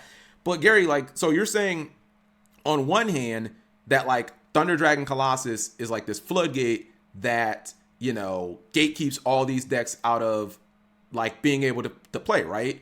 And I don't know if you know this, but that was one of my single biggest reasons with Ishizu tier format, is that those Ishizu cards, which should have, I still believe to this day that the Ishizu cards in that set, Maze of Memories, I think that's what, yeah, Maze of Memories, Maze of Millennium, Maze of Memories ruined the game, because those cards basically killed like dozens of decks. You could not play Runic. You couldn't play any deck where stuff just went to the graveyard and needed to like move, because the Ishizu shufflers just made like, you don't get to play Eldritch anymore. You just don't get to exist. Nope. Your Eldritch cards go to the graveyard. You want them to sit there for a second and then be banished or whatever. You want to summon Golden Orb. Nope, can't do that. Your opponent just shuffles them back. Does your opponent actually work to get these shufflers? And nope, they randomly send them to the graveyard. No skill involved. They just happen to randomly go to the graveyard. Can't play Runic because you'll never resolve Fountain. Your cards just get shuffled back. You never get to draw. Like there was Drytron. Oh, you guys all need to go to the graveyard. Nope, can't play that deck. There were dozens of decks that were just made completely unplayable by the addition of these random Ishizu cards. And then don't even get me started with like the Millers and stuff like that. So can you see how like your point about how Colossus objectively is like a problem, or it ruins toss format, how I can make the parallel to the Ishizu cards ruining like the entire game of Yu-Gi-Oh! At the time that they were released? Couple things. One, to everyone in chat, I've heard this a couple times where people just think that Cap and I hate each other. We don't. We just have a lot of different views and we chat about them. Like, wait, who's saying no? Chat. Me and Gary, this we'd actually probably make this is actually the type of dynamic you'd want for like a podcast. When it comes to Yu-Gi-Oh! Arguments and opinions and takes, we are almost polar opposites on like every single issue. However, when it comes to just being guys, I like Gary a lot. We hung out at Nationals. We do not hate each other, chat. We are not going to fight. Cap glaze Gary. Sure. Press 1 if Cap's glazing Gary now. I'm glazing everybody. But yeah, chat, it's strictly just Yu-Gi-Oh! It doesn't matter whether it's red reboot or anything. Sorry, Gary. Go ahead. Say what you were saying. So essentially, two other things too. One, it might surprise you, but for everyone who like watches my content constantly, I've said this multiple times. The Ishizu cards should never have been printed. Like, period. I will 110% agree with everyone. I enjoyed playing them. I enjoyed the format. They should not have been printed. Those cards were custom cards. I've said this on multiple occasions, in multiple videos, in multiple streams, where I just think that those cards were just not fucking healthy. Like, I read them one time and I was like, what are these cards? And my other point, now you can answer this as genuinely as you want to, because like, I'm going to make another parallel between the shufflers and a different card. Okay. So in tier format, there was a shuffler that could target 3 cards in your graveyard and put them back into your deck. Right? Yeah, Medora and not a Keldo. Okay, that's all right. So it was like you could pop it off like twice in a turn if you had both, right? Okay. But so you target 3 cards. If people hate the shuffler so much, why do people defend D-Shifter like it's their job? Because like that's like you don't get a couple cards in your graveyard. Shifters, you get no cards in your graveyard. Like I've never understood that. Okay. Do you want me to? I can defend Shifter, and look, I know that this is an unpopular opinion, and I know that there's basically like there aren't many defenders of Shifter. Here's the reason why I don't look at Shifter and think that it's an issue, right? The difference is between like Shifter and the Shufflers. 1, do the Shufflers have any drawback at all? Because I can't. What's that? To using them? Yeah, like with the Shufflers, especially if you look at them, we can even take both cards at their peak, whatever. Like when you think that they were the best, was there any actual like downsides of them? Because I've talked about this, and no one ever. People just like to ignore this because like Shifter, right? There are very defined drawbacks to Dimension Shifter. It is not a card that you can generally summon under like 99% of circumstance. You cannot just, oh man, I kind of normal summon Shifter, turn it into Typhon. That can't happen. 2, if you have any cards in your graveyard at all, the card is dead for the entire game, which in tier format, again, this is why I think these cards just objectively ruin the game. If your opponent milled you, which you had no control over, that's fun. Your opponent could force cards in your graveyard. Your shifter is now dead. Well, not your shifter. All your shifters are dead for the entire game. You just made one of my cards dead based on something you did, not based on something I actually did. You did it. You forced cards into my graveyard. Now my shifter is dead for the whole game. Totally balanced, right? And then I look at shifter and it's like, what is the design? I look at shifter kind of similar to a card like Nibiru, right? Why were these cards created? These cards were created because these combo decks got to the point where you couldn't, especially when we don't have a card like Max C, you cannot leave these decks unchecked. It is not tenable to let a deck like Infernoble just play the game. You let a deck like Infernoble just play the game and go unchecked, and maybe you'll say, necessary evil or two wrongs don't make a right, but you let a deck like Infernoble go unchecked, and they end with two Charlemagnes, an Angelica's Ring, a Phoenix Gearfried, an SP, like they end up with a board that is so completely unbreakable. Tier, does the same thing just with different disruptions. And I look at a card like Shifter and I'm like, okay, at least Shifter can shut those decks down, but it has clear defined downsides. It's also a neg 1. I look at Shifter kind of similar to Droll. These are cards that have very defined downsides. They have drawbacks. And I don't want to say Shifter necessarily has a lot of counterplay, because I know that might be something with you, but I think the card was created because of the environment that Yu-Gi-Oh! Finds itself in. Like, I think that there's a reason that Shifter was created, because these combo decks have just gotten completely out of hand. And I don't think that it's a good parallel with the Shufflers, because there was no downsides with the Shufflers. There was no drawbacks with the Shufflers. You just activate a Sharon, mill some cards, you have a Shuffler into in the graveyard. Now my Runic Fountain's never going to resolve, or my Drytrons are never going to come out, and I basically just lose the game on the spot. To some cards that you didn't actually work for, cards that didn't have any drawbacks or, also counterplay. That's why Called by the Grave was terrible. Do you understand where I'm coming from? Like, I do and I don't. Just because, like, when you have a card like Shifter, like, yeah, there is going to be, like, heavy amounts of, yeah, if I don't draw this, it sucks. But, like, the risk versus reward in that card is insane. It's like, if you have it, right? Like, no. It's just not healthy. No, Gary, I do agree with that. I do think, I do agree that the risk versus reward is insane. And you could probably say it's a little out of whack, right? That's why the card's not at 3 in the OCG, it's at 2. I do agree with that. But what I'm saying is, you have to agree that there is a risk there. And I guess I should just say, do we just let these graveyard, do I just let you just pop off and do everything? And I think, like, you would probably say, we'll just play hand traps, right? What, with, like, a back row deck? No, not even a back row deck. Let's just say you're playing Fire King or Snake Eye post Phantom Nightmare, right? You're going first. How am I expected to stop you? Or how am I expected to stop you if you're playing Tier and, you end with Rukalos and Soliak and Crime and Shufflers and a pop from playing? Like, how am I supposed to stop you? Am I supposed to hand trap you 3 times? Or even if I am, why am I forced to play Yu-Gi-Oh! That way? It really depends a lot, I feel like, on...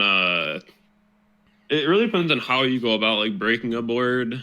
So I can kind of share, like, how things went. My last event... Not my last event. The one before, when I played in Indy. It was kind of crazy. When I was playing, I played against Infernoble around 9. Yep. My opponent's full combo board going first was Emperor, Gearfried, SP Fenrir, Ring, and Ring. Mm-hmm. I broke it and killed him. I'm not saying that like every deck can do that. Yeah, that'd be immediate push up, or that'd be immediate and obvious pushback. Is like, okay, cool, right? So now you're telling me like, for me to break that board, I probably have to have like a 5-card combo, 6-card combo, and now I'm expected to play a deck with an equal ceiling, which is like fine, but then why not like, are we just gonna print every deck? Like, why print a deck like Labyrinth then? I'm not allowed to play Labyrinth? A deck that just, it's impossible to have that type of ceiling, or Centurion, same thing. Like that's fine with Tier. Tier has one of the highest ceilings in Yu-Gi-Oh history, but like, what about every other deck that can't do that? I think that there's better ways to go about it. I don't think we need like, so I think the thing that pisses me off the most about Shifter, okay, they could have made that card like 1 turn. The fact that that was 2 turns is just egregious, right? Like, it had no business being 2 turns. If they would have just been like 1 turn, like shut it off for 1 turn, I think it'd have been fine. I mean, I'm not sure it would have been that good as a, like, I'm trying to wonder if it would have been, if it actually would have functioned that differently, to be honest, because in a lot of times I feel like there's only very few niche applications. Like, I guess Flu going first, using Shifter if you have like a Havness, now you can't use it, or you can't droll them, or so. I feel like that's still pretty niche, to be honest.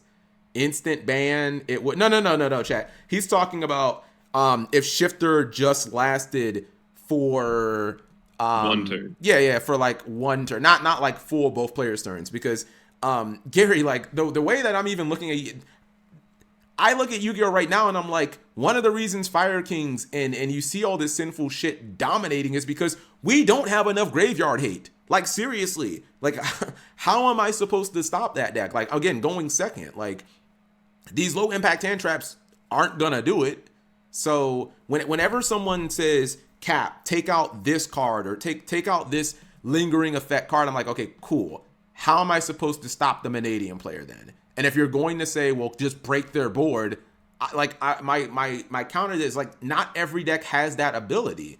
Like, I think that your view is different because it seems like you basically just play the high-end combo decks. And there's nothing wrong with that, but you just have to understand, like, not every deck is going to have that ability. That's like kind of one of the reasons why I've always kind of defended a card like Skill Drain, like some Floodgates, is because I mean, like, what's really the difference between me flipping over Skill Drain and you saying, oh, I can't play, game's terrible, and you ending on that same board that the Infernoble guy ended on, right? Which should have been game, right? Against 90% of decks. I'll even say like 99. What's that? Absolutely, it should have been game. Yeah, but like, what's the actual difference? Other than, and you can say, well, one has counter. I mean, it's not like Skill Drain's immune to Spell and Trap. Just like, what's the actual difference? I feel like one gives you the illusion that you can play or win, and one is just kind of upfront. Are you talking about like how to? Sorry, I'm also like playing on DB at the same time. Are you also like talking about? I'm talking about like conceptually, what's like the actual difference between, again, the same 2 scenarios that I just named. One's cringe. Okay, but again, if I flip over Skill Drain, right? You're playing Pearly. I have effectively turned off your entire deck. People are gonna say, rah, ban Skill Drain. And if you're playing Pearly and you are playing into double Charlemagne, Fenrir, SP Little Knight, and Phoenix Gearfried with also an Angelic Ring. Like, what's the real difference? You're losing to both cards either way.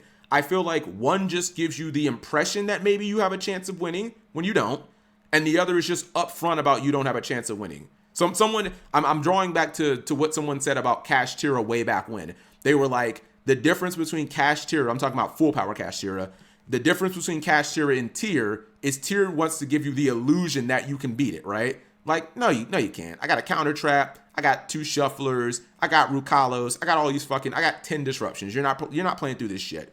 As opposed to a Rise Heart, which was a floodgate, and a Rise Heart was just like, no, you don't get a graveyard. You're not winning. Like, one is just upfront about, like, you're not going to beat me, while the other just gives you an illusion that you're going to beat me, but you're not actually going to beat it. Like, what's the real difference there, Gary? Because I feel like if one is a problem, then the other one's a problem. But one is only one is villainized in Yu-Gi-Oh! As my mod just said, one's cringe as fuck. Why is skill drain cringe, but the 7 negate board is not? I would say it's just like, it's not really skillful to just like flip a skill drain, right? Like, I think that's what gets a lot of people more so. I don't, but like, is it skillful to make a combo board unopposed? That's skillful? Because I feel like that's just muscle memory. Your lines, right? Because like your hands can be really awkward, and if you can still throw up a huge board, like it's still really cool. As far as like playing the game, is it cool hold on? Is it cool or is it skillful? Because those are like two different things. It's still like the same. It's the same thing in my eyes, like cool versus skillful. Because like for me, watching people like display like crazy like end boards, like I was watching Triff play the other day, and it was the first time I saw anybody go Souls dump a Diabell Star, and I was like, holy shit! Like, so like to me, like that's cool. Like watching skill expression through trying to combo. Because like even when I like know that I'm dead in a tournament, as long as like the person's comboing, they're doing like they're not, how do I word this? They're not doing like a bad combo. They're not playing bad. I'm never gonna be mad at that, right? Like, congrats to you. Like you did what you needed to do. But I mean, like I've definitely played against people who were playing combo decks and just completely just like destroyed their own combo. And then just didn't kill. So I don't know. For me, at least, that's how I would probably view or like quantify that as being like more up my alley, is like watching someone do the combo actually instead of just like watching them flip a skill drain. It's like, I don't know. I feel like a lot of people complain about skill drain and whatnot too, but like at the same time, it's just like one of those things where as long as you have like books and like fenders and whatnot, like it's really not that big of a deal. Like there's ways, like even playing Catch Tier, I literally watched my opponent flip the skill drain. I made Draco Sack, popped the skill drain, and destroyed him like AK. You know, like I don't know. I feel like the more you play this game, the more you realize that there's actually like outs. So I feel like everything has such like a bad connotation to it, right? Like if you see like a skill drain popped, everyone's like, oh, I guess I lose. But like at the same time, as long as like you understand that like if you're playing one of the best decks in the format, most of those decks have an out to things like that, right? Like even when I was playing like Tri-Brigade, and then I had like a DDL on board, and my opponent flipped skill drain, I was like, oh yeah, DDL effect, send itself.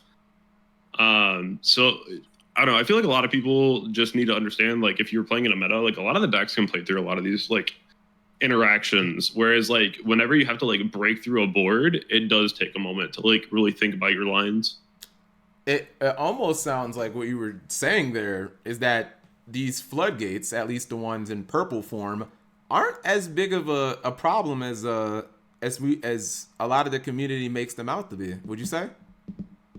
I think that from my growth in the game, like from where I started to where I'm at now, I used to complain a lot about those things, but like I don't really think that they're as crazy as they are now. Like I was playing at locals the other day, and my opponent flipped a floodgate on me, and I was playing Plunder, and I killed through the floodgate.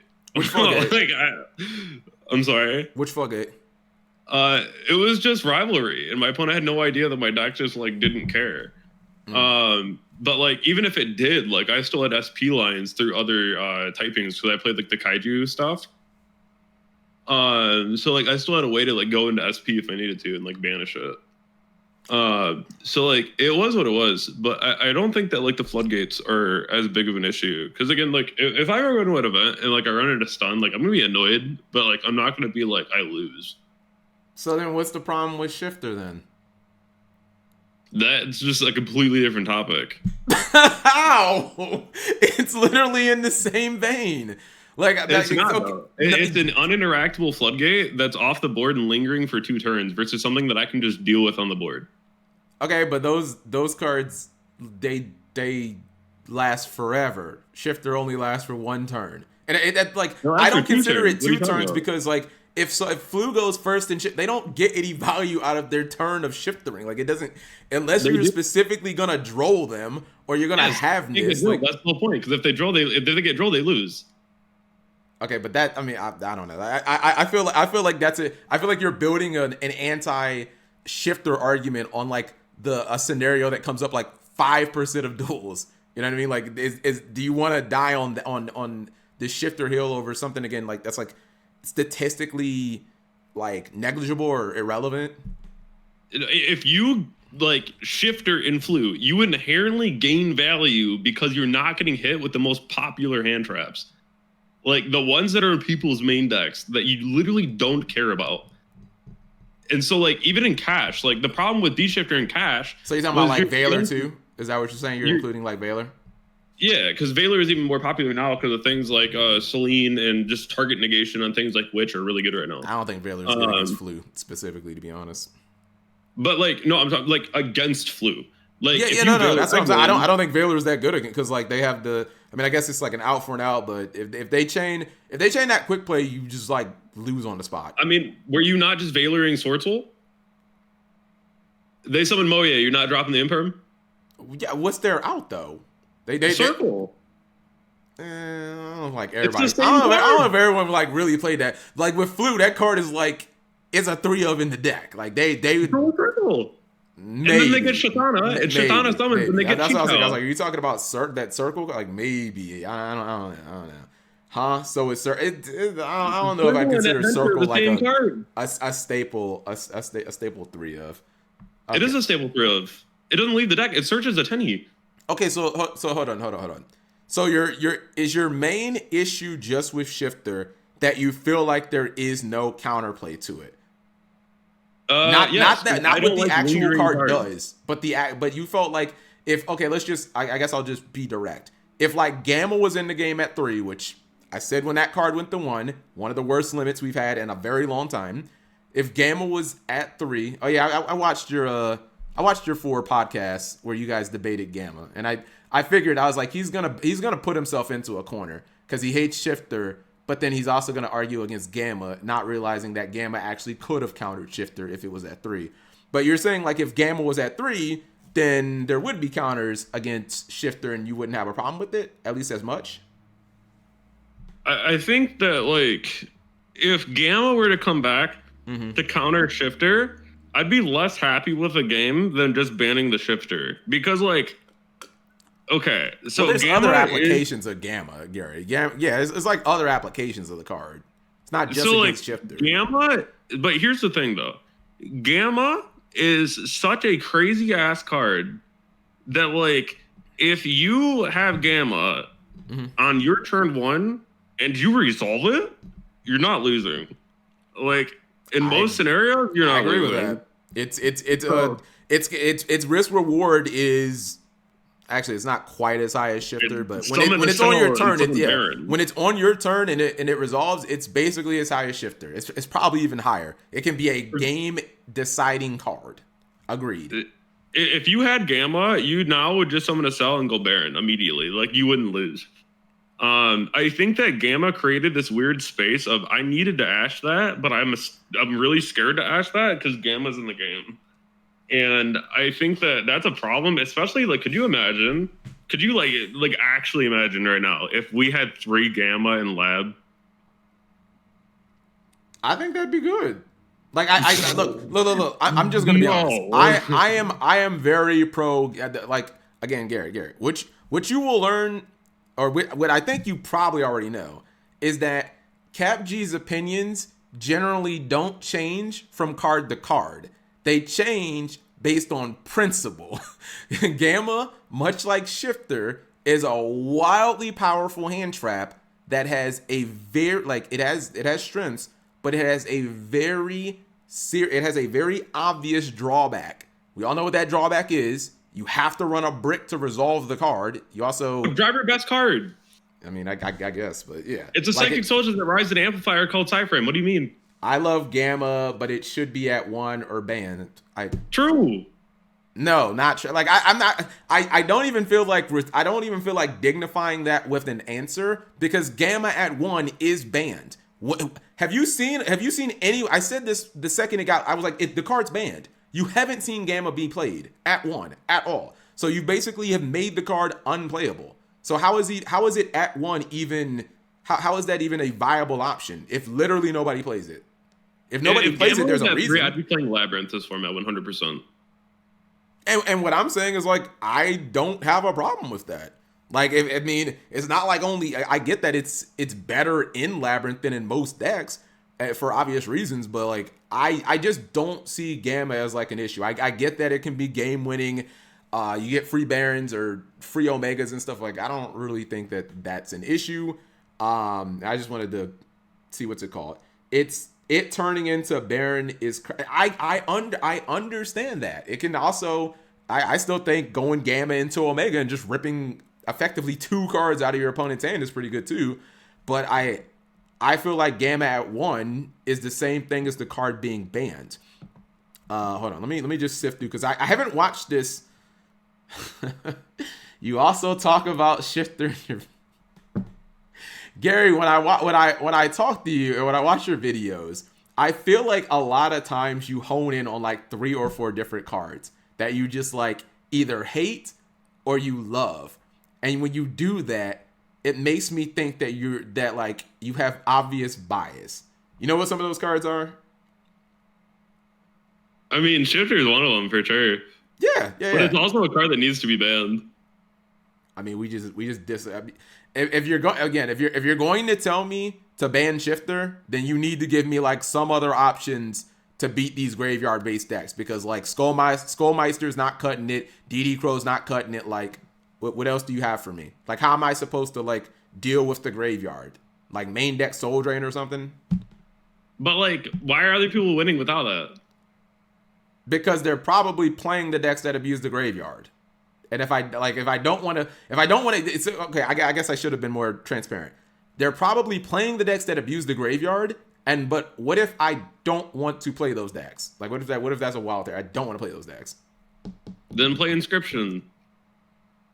In the main deck, a card that has to be a card that's unusable turn 1, and that has to be the first thing that I use when I start my turn, which also means I can't play it with Extravagance, right? Because don't they both say the same thing? Inscription you have to activate like one of the 3 effects. Yeah, hold on. I thought Inscription said like it had to be activated as like the first thing. Maybe It does, I thought it was like Cold Wave.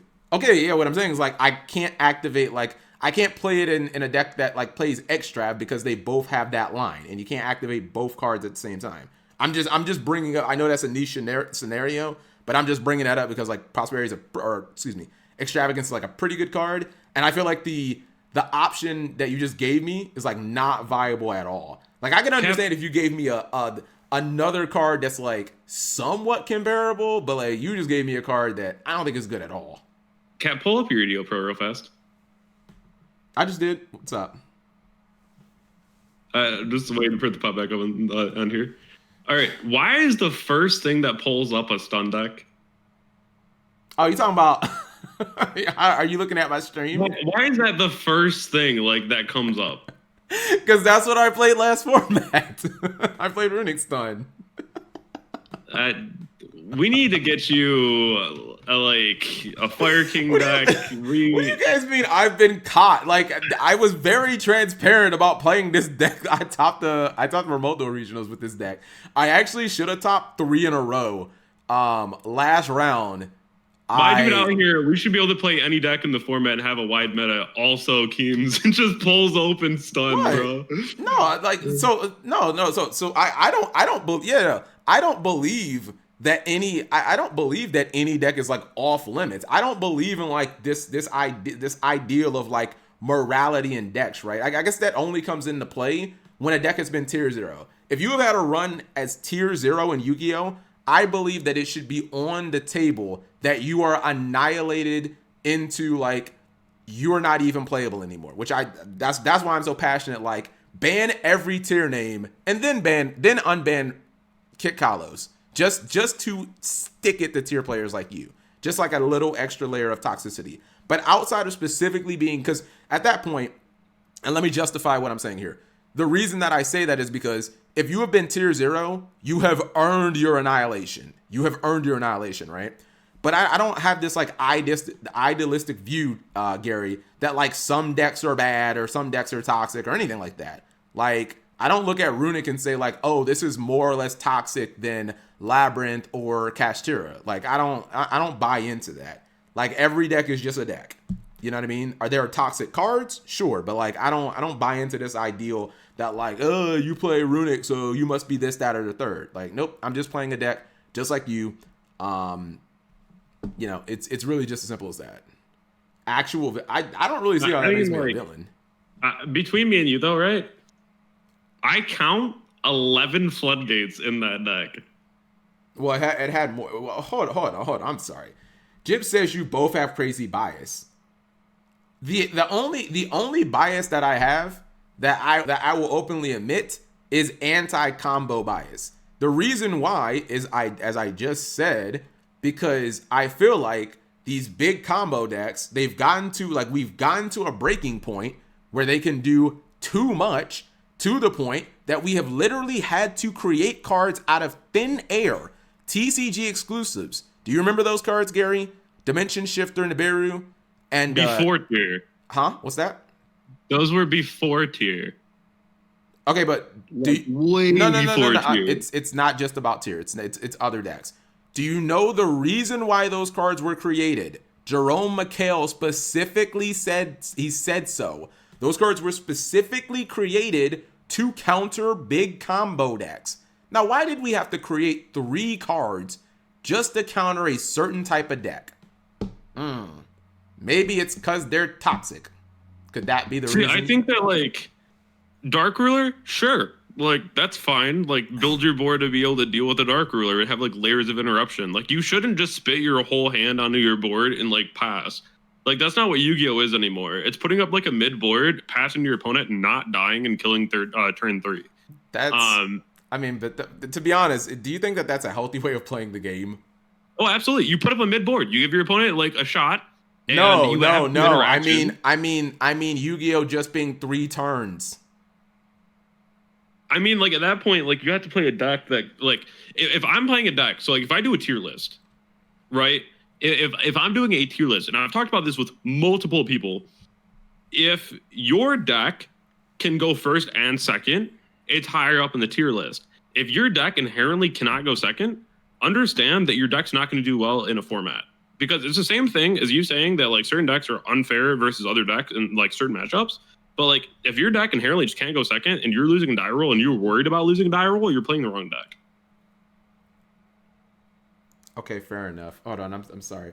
My chat is saying, where's this conversation going? I mean, honestly, we're just talking about Yu-Gi-Oh! At this point, chat. I guess there wasn't really anything else to debate as far as... I mean, I guess we could talk about this because it was brought up on Twitter a lot. The whole idea of what you were saying is like the side, you know, in a wide format, it's too difficult to side. And I don't see that as a very good argument because I feel like that is just the idea of siding silver bullet cards, which is not something that is like really applicable to me. So it's not something that really bothers me. But if I'm just being objective, it does make the game worse. Like I bring that up in my video. Did you watch that video by chance? I watched your video. I watched Callie's video. Oh, I haven't watched Callie's video. So I guess I got what's it called? Yeah. How do you feel about that? Because I feel like just like go ahead. I can't believe that they brought up like certain things. Like, wait, I'm sorry, I missed that. Go ahead, say it again, Gary. I'm sorry. When you were just like, I cannot believe they brought up certain things about decks. Like, I don't know, man. Like, it's one of those things where if I'm playing in a format, right, and I'm putting out a take, and like I understand, like not everyone's gonna resonate with what I say, right? Like, so to be completely honest with everyone here, and like people like are really mad a lot of times when they hear someone just go like, oh, it has to be like a 3 deck meta or a tier 0 meta or else the game's shit. Like, I need you guys to all understand that, like, I grew up in an environment where I was playing shit decks. Okay, I was playing like Masked Hero, I was playing like Kaiju Cradle, like all these really bad decks going to locals and realizing the other 30 people at my locals were all playing the tier 1 deck, right? And so I would just get soul crushed every day that I went to locals because everyone else was playing the best decks. And so for me, it's just like, I grew up like that. And whenever you get like shit on by other people because you're playing a worse deck, it's one of those things where now in my head, it has to be the best deck or it's not good. And so that's why like I'm always playing like the best thing I can play. That's a real 0 or 100 mentality. You know what I mean? Like it can't just be something like Centurion. If you go to locals every day and you just get thrown like every single match, right? Like nothing that you can do. Okay. And then like the second you pick up like a real deck and you start winning, like it's crazy what that does to you, right? Like at that point you're just like, wow, like that's crazy. Like these decks inherently do better than those decks. Like I don't know. This is how I view it. Like I just have a very competitive mentality. I get that, Gary, but that wouldn't explain why. I mean, honestly, I don't think that has anything to do with like why a format that only would have that top deck would be better. Because like, I get it, right? If you're playing the low tier deck, you're getting like clapped up at locals, and it's not very fun because you're only losing, right? Then you say, all right, screw it, I'm gonna start playing that best deck, and now you're winning, and like winning is inherently more fun than losing. But like, what if there was also a format with like 5 decks, or we'll go higher than that, a dozen decks, and you just found the deck that fit you perfectly, and you were playing that, and it wasn't necessarily the best deck, but you knew it inside and out, and you were just balling with it. Like why wouldn't that be just as good and rewarding?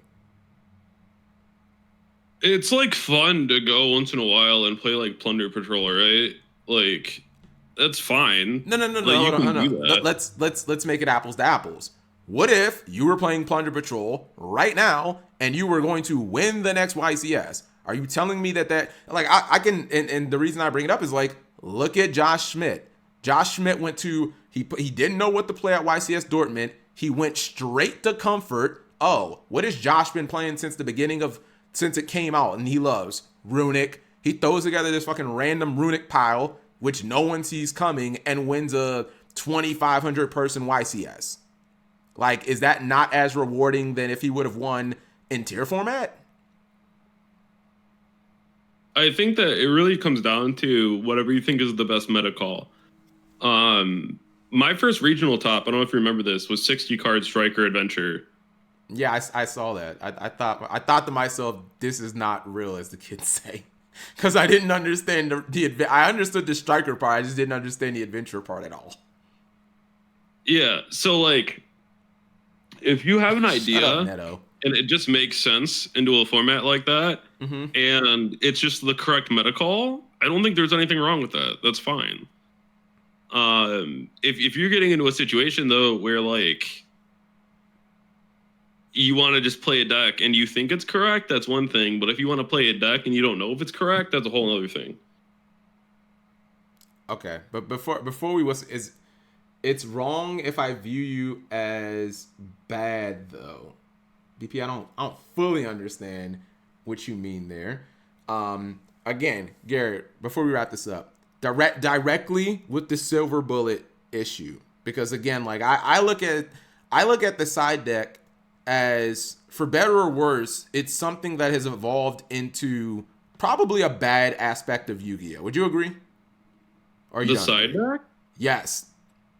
Like don't think of it idealistically, right? Think of it for what it is right now in competitive Yu-Gi-Oh.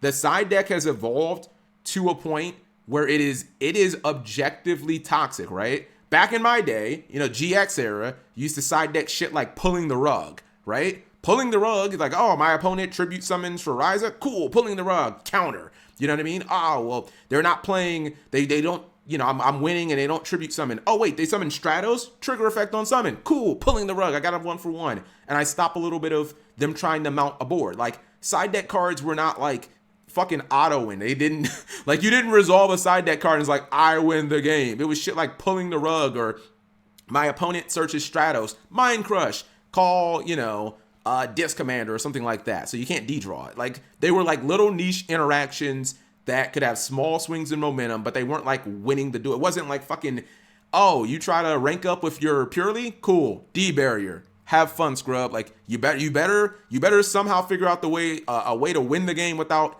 Xyz summoning, because as you just described Yu-Gi-Oh! As this 3-turn duel, I can kill you in my next turn. You know what I mean? Like, that's what they call a non-game. And that's a lot of what Yu-Gi-Oh! Is right now. So do you agree, or do you don't agree with that? I think that, like, objectively, if we're talking about like like the sideboard, like, okay, so Cap. Uh-huh. All right. Okay. If we talk about that in particular, like that take, right? Like, yeah. You think the sideboard is toxic? It is. I haven't gotten. Okay. Hold on. I haven't gotten to your point in the video. I'll disclose that. Like, because I'm at a point in your video about 11 minutes where you say siding silver bullets. I have not watched that part yet. So, but just go ahead. So, what side cards do you think are like egregiously just insane, shouldn't be a thing? I can name like 20 of them, bro. Like Eradicator, name Epidemic. Huh? You want me to name it? Run them? Eradicator, Epidemic Virus, Dimensional Barrier. If you want to go, I guess with like the Floodgate Ideology, Anti-Spell, Summon Limit, Skill Drain. Cap, some of those sound to me like floodgates. What's that? Some of those sound to me like floodgates.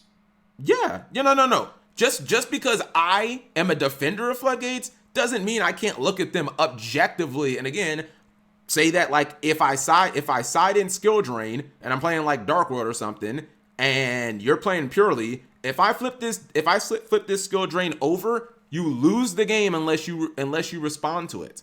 Like I fully understand that. Now, what I'm saying is the reason that I'll defend the floodgates is I believe that also to like a card to be ban worthy, it has to justify its like impact on the meta. You know what I mean? Like, I'm trying to think of an example of a card that got hit that like wasn't doing anything at all. You know what I mean? But that's also my ideology. Like, if you want to say that proves that floodgates are bad, like, okay, that's fine. But that is what the side deck is right now, Gary. Like, it is these like blowout cards, Droll and Lockbird. Now, again, do I have a problem with everyone? No, because I believe like if you want to take that to, I guess its furthest point, then you get to a point where you have to ban Zombie World, which I think is stupid. But if you want to die on that hill, then, you know, if you want to ban Zombie World, go ahead and ban Zombie World.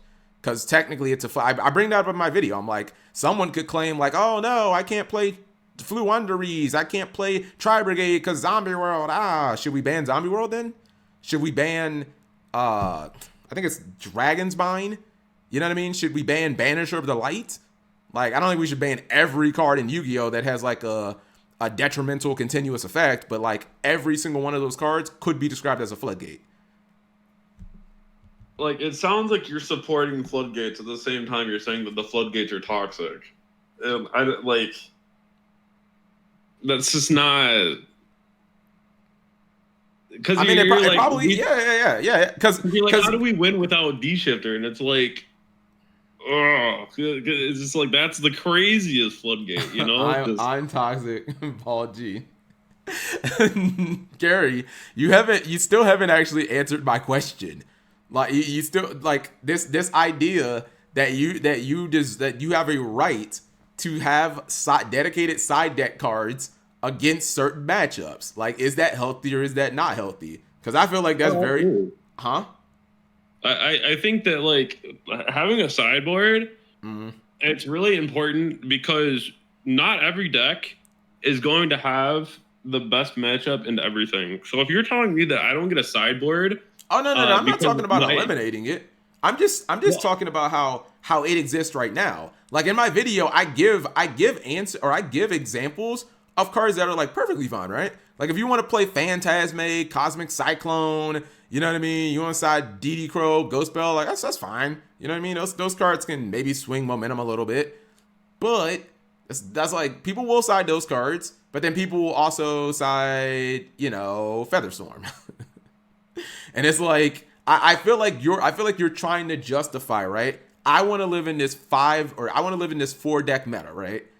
I want to live in Orcus, Sky Striker, Thunder, what's the last one? Salamangreat, right? And I want to be able to side this specific card for when I play against that deck. And because of the way that the side deck exists, once I hit that card, if you don't counter it, you lose the game. And like, if you're just looking at it at that objectively, like, is that healthy? Because that's kind of like what your argument is based around, or at least the side decking part. So counter argument. Mm-hmm. Do you not agree for siding for people's sideboard? Because that is a legitimate way of siding. Siding for the cards that you think are gonna be sided in? Correct. I gotta be honest. Like a legitimate way of thinking. I gotta be honest. I'm not quite sure that I'm that big brain enough. If you're like, give me an example. Like, I mean, if you're like, siding in like Red Reboot, what do I side to beat like Red? I guess like what am I siding to beat like Red Reboot? Like, for example, if you know that people are going to be playing Anti-Spell, or Anti-Spell is getting popular, you change your Lightning Storms and Duster to Cosmics. Okay. That's changing your side for their side, correct? If you know that your opponent's siding in, if you know that your opponent's going to be siding in Book of Moon, you're siding in Lance for your Rise Heart. Gotcha. But like, okay, but do you think that is generally like the norm? So I understand what you're saying, but like, does that invalidate the other side of the argument? Does that invalidate the yeah? Someone just said, and I take this as a badge of honor. Cap Joey Wheeler. I'm just dude. When I duel, I kind of like Joey Wheeler it up. Like, I'm not trying to. No, I'm playing my own little game, and I got my heart of the cards. And if it works out, it works out. But you know what I mean? I'm not doing all the analytic Yu-Gi-Oh! And stuff like that. That is not how I play the game. But like, I understand what you're saying, right? Like, oh, we can side deck certain cards to side deck other cards, but still, does that invalidate the other side? Because when Homeboy won with Fluunderies, won that fucking YCS, and he beat Max Reynolds in the finals, game 3 with Feather Storm, what was everybody saying? Why wasn't Feather Storm banned? You know what I mean? Make Saturn. I don't believe in those either. Hold on. Have you not? Is that not something? Is that not like something that you're aware of? Because in my video, I included people bringing that argument up against you. It was brought up numerous times in your Twitter thread, and I would be shocked if it wasn't in your. I haven't read your comments. But I would be shocked if it wasn't in your comment section. Like, I would think that this would be a point that you would, like, be fully aware that people would bring up. Are you saying that? No, I'm not saying that Featherstorm is not a toxic card. I'm just saying that if you're going to make the argument that, like, it is your right to have like dedicated hate against each specific matchup, and that's why like Yu-Gi-Oh has to be, or the meta should only be like 3 decks or something. Like, okay, cool, but just don't complain when like you have a bunch of Featherstorm games or a bunch of, well, I know Flu is one of the top 3 decks, and I sided Zombie World and they didn't have an out, so I won. You know, like don't complain when like the games become that, because like that's essentially the meta that you advocated for, or not necessarily the meta that you advocated for, but that's what it devolved into, because like Yu-Gi-Oh players are going to find the most effective ways of dealing with decks. That's why like floodgates are like effective. Yeah, and I mean, like, for me, I don't think that the side's like that bad. Like, I think the side helps a lot. There's just too many decks. Makes games better. I do, because like most of your games are post side. I gotta be honest, bro. Like I think siding actually makes Yu-Gi-Oh way worse, to be honest. Because I feel like, let me think, right? Even when I played Runic Stun, it's like the side cards that came in against me were just these fucking, like, I think they're bullshit blowout cards, but whatever. We'll take that out. We're like these blowout cards like Feather Duster, Lightning Storm, where it's like if I was in very specific situations and I didn't have access to like a Runic card Hugin, I instantly lose. I lose my back row and I instantly lose the duel. Or I guess, you know, I could have like a Floodgate or something like that where I can like instantly win the duel. Like, it didn't feel like it made the game more interactive, to be honest. It just felt like, oh, if I don't have a specific out to your side deck card, like, I lose the duel on the spot. And, like, that didn't feel good for me. Now, granted, maybe people will say it didn't feel good to duel against Runic, but, like, I feel that to be kind of irrelevant. Feather Duster should go to 3, if you say so. If you say so. Yeah, I think that the days of, like, I mean, people still do side, you know, these cards like Phantasme and Bestials and stuff like that, but when you have people literally winning YCSs, because, like, yo, I went first, hit Featherstorm, GG no re, it's like, can you really say that that doesn't exist anymore, Gary? I mean, there's a lot of decks that are just going to pop in and out of the format. Like, I'm not really surprised if we do see those, but at the same time, at least I prefer to see when we have a much smaller meta. I just think that it's overall better for the game. I don't really like to see 100 decks. It's just not very entertaining for me at all. Like, if there's so many different decks in the format, it's just not fun. Gotcha. Okay. Well, chat, I think we're pretty much, I think we're pretty much done. Now, you guys asked for this. I'm not really sure that we came to a full-on resolution, because I don't know. I think we're never going to see, like, anyone who has that idea. I just don't think that we're going to see eye to eye. I don't know where Callie stands on this. I didn't ask. No, everyone was like, get in call with Gary. Agree to this. It's not even that. 2-format solution. I don't know. Gary, thank you for for discussing this with me. Yeah, no problem. I don't know. It's one of those things where, like, I swear that people think that, you know, thinking that the meta the way it is, or like a smaller meta, means that, like, people just hate the game, or, like, they just hate, like, the idea of, like, more. But I don't think that is how it is at all. Like, even myself, right? Like, I really do love playing the game. I don't think anyone doubts that. Like, no, I would never question your love of Yu-Gi-Oh! Or the game. Like, that is unquestioned. I just feel like most of the time that argument is made, it's an argument of, I think it's either an argument of convenience, where people are just saying they want they essentially just want the path of least resistance, right? I just want to have the easiest way to achieve victory. And it's like, okay, that's fine, but I don't remember Billy Brake or Patrick Hoban saying, like, oh, I couldn't win this format, I couldn't win this. One of my mods brought this up earlier. I don't remember hearing Patrick Hoban or Billy Brake saying I couldn't win XYCS because there were too many decks. Like, it's never been a problem for the generations prior. Like, why is it suddenly a problem now?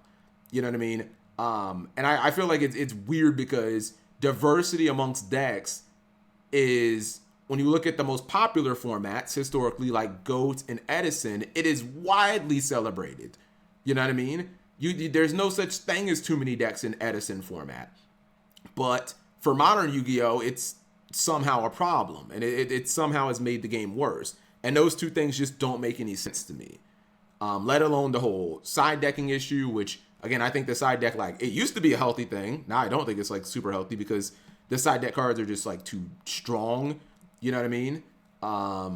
Even if they're not necessarily problematic, they can be situationally problematic. Again, Zombie World's a prime example. Nobody wants Zombie World banned, but if you play it against Flu, you automatically win the game. Does that make Zombie World a problem card, or does it make it problematic in one scenario?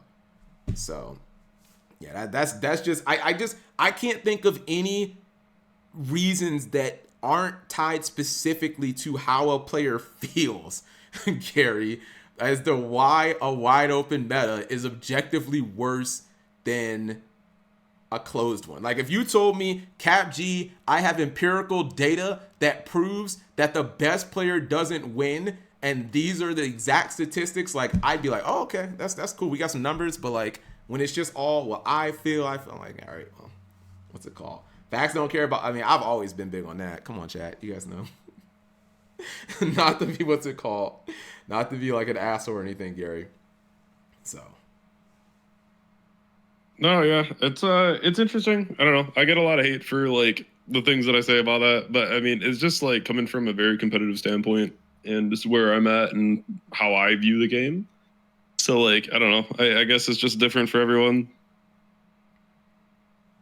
Completely agree, my friend. Well, if you ever want to debate in the future, I was actually watching your podcast. It was like a few weeks ago, and I was like, you know what? I don't think I could be on this because I think it would get too toxic. if I'm being honest, the one with Ava, Rocalos, and Galzo, because I feel like me and Galzo would have the same relationship as me and you, as me and you do, where it's just like I don't agree with him other than his like band talents take. I don't feel like we can agree on anything. The band talents take is base. I completely agree with that, but everything else is like I'm not feeling anything else that Galzo says. But thank you, Gary. I'm gonna go back to my stream now.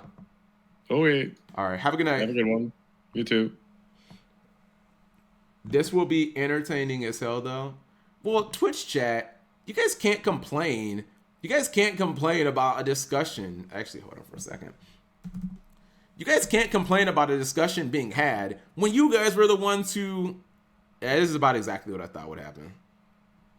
Yeah, this is exactly what I thought would happen. Best possible matchup. Warm weather team, cold weather city, easy peasy. This was boring as well. Okay, fine. Just remember that the next time we're watching a video chat and that content creator comes into the stream, don't say Cap, get on what's it called and debate them, because like, you know what I mean? Like it's a debate chat. It's not a boxing match. You know what I mean? There's no physical interaction or anything like that. I don't feel like anything new. Well, when both people are entrenched on their side, like nothing, there's nothing that's really going to change. If anything, the audience is, because it's all technically subjective, right? So the audience is the only one who can, I guess, kind of decide who won or who you agree with more, because it's subjective, chat. This isn't football.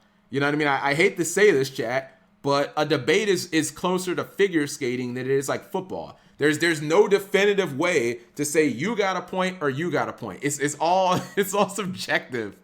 You know what I mean? Like you guys at the end put up, no, Cap got a 9, Cap got a what's it called? Like there are certain sports chat that are subjective and there are some that are objective. Us right now, what we're doing to the Dolphins, that is not subjective, chat. There are rules in this game. Both of us play by the same rules.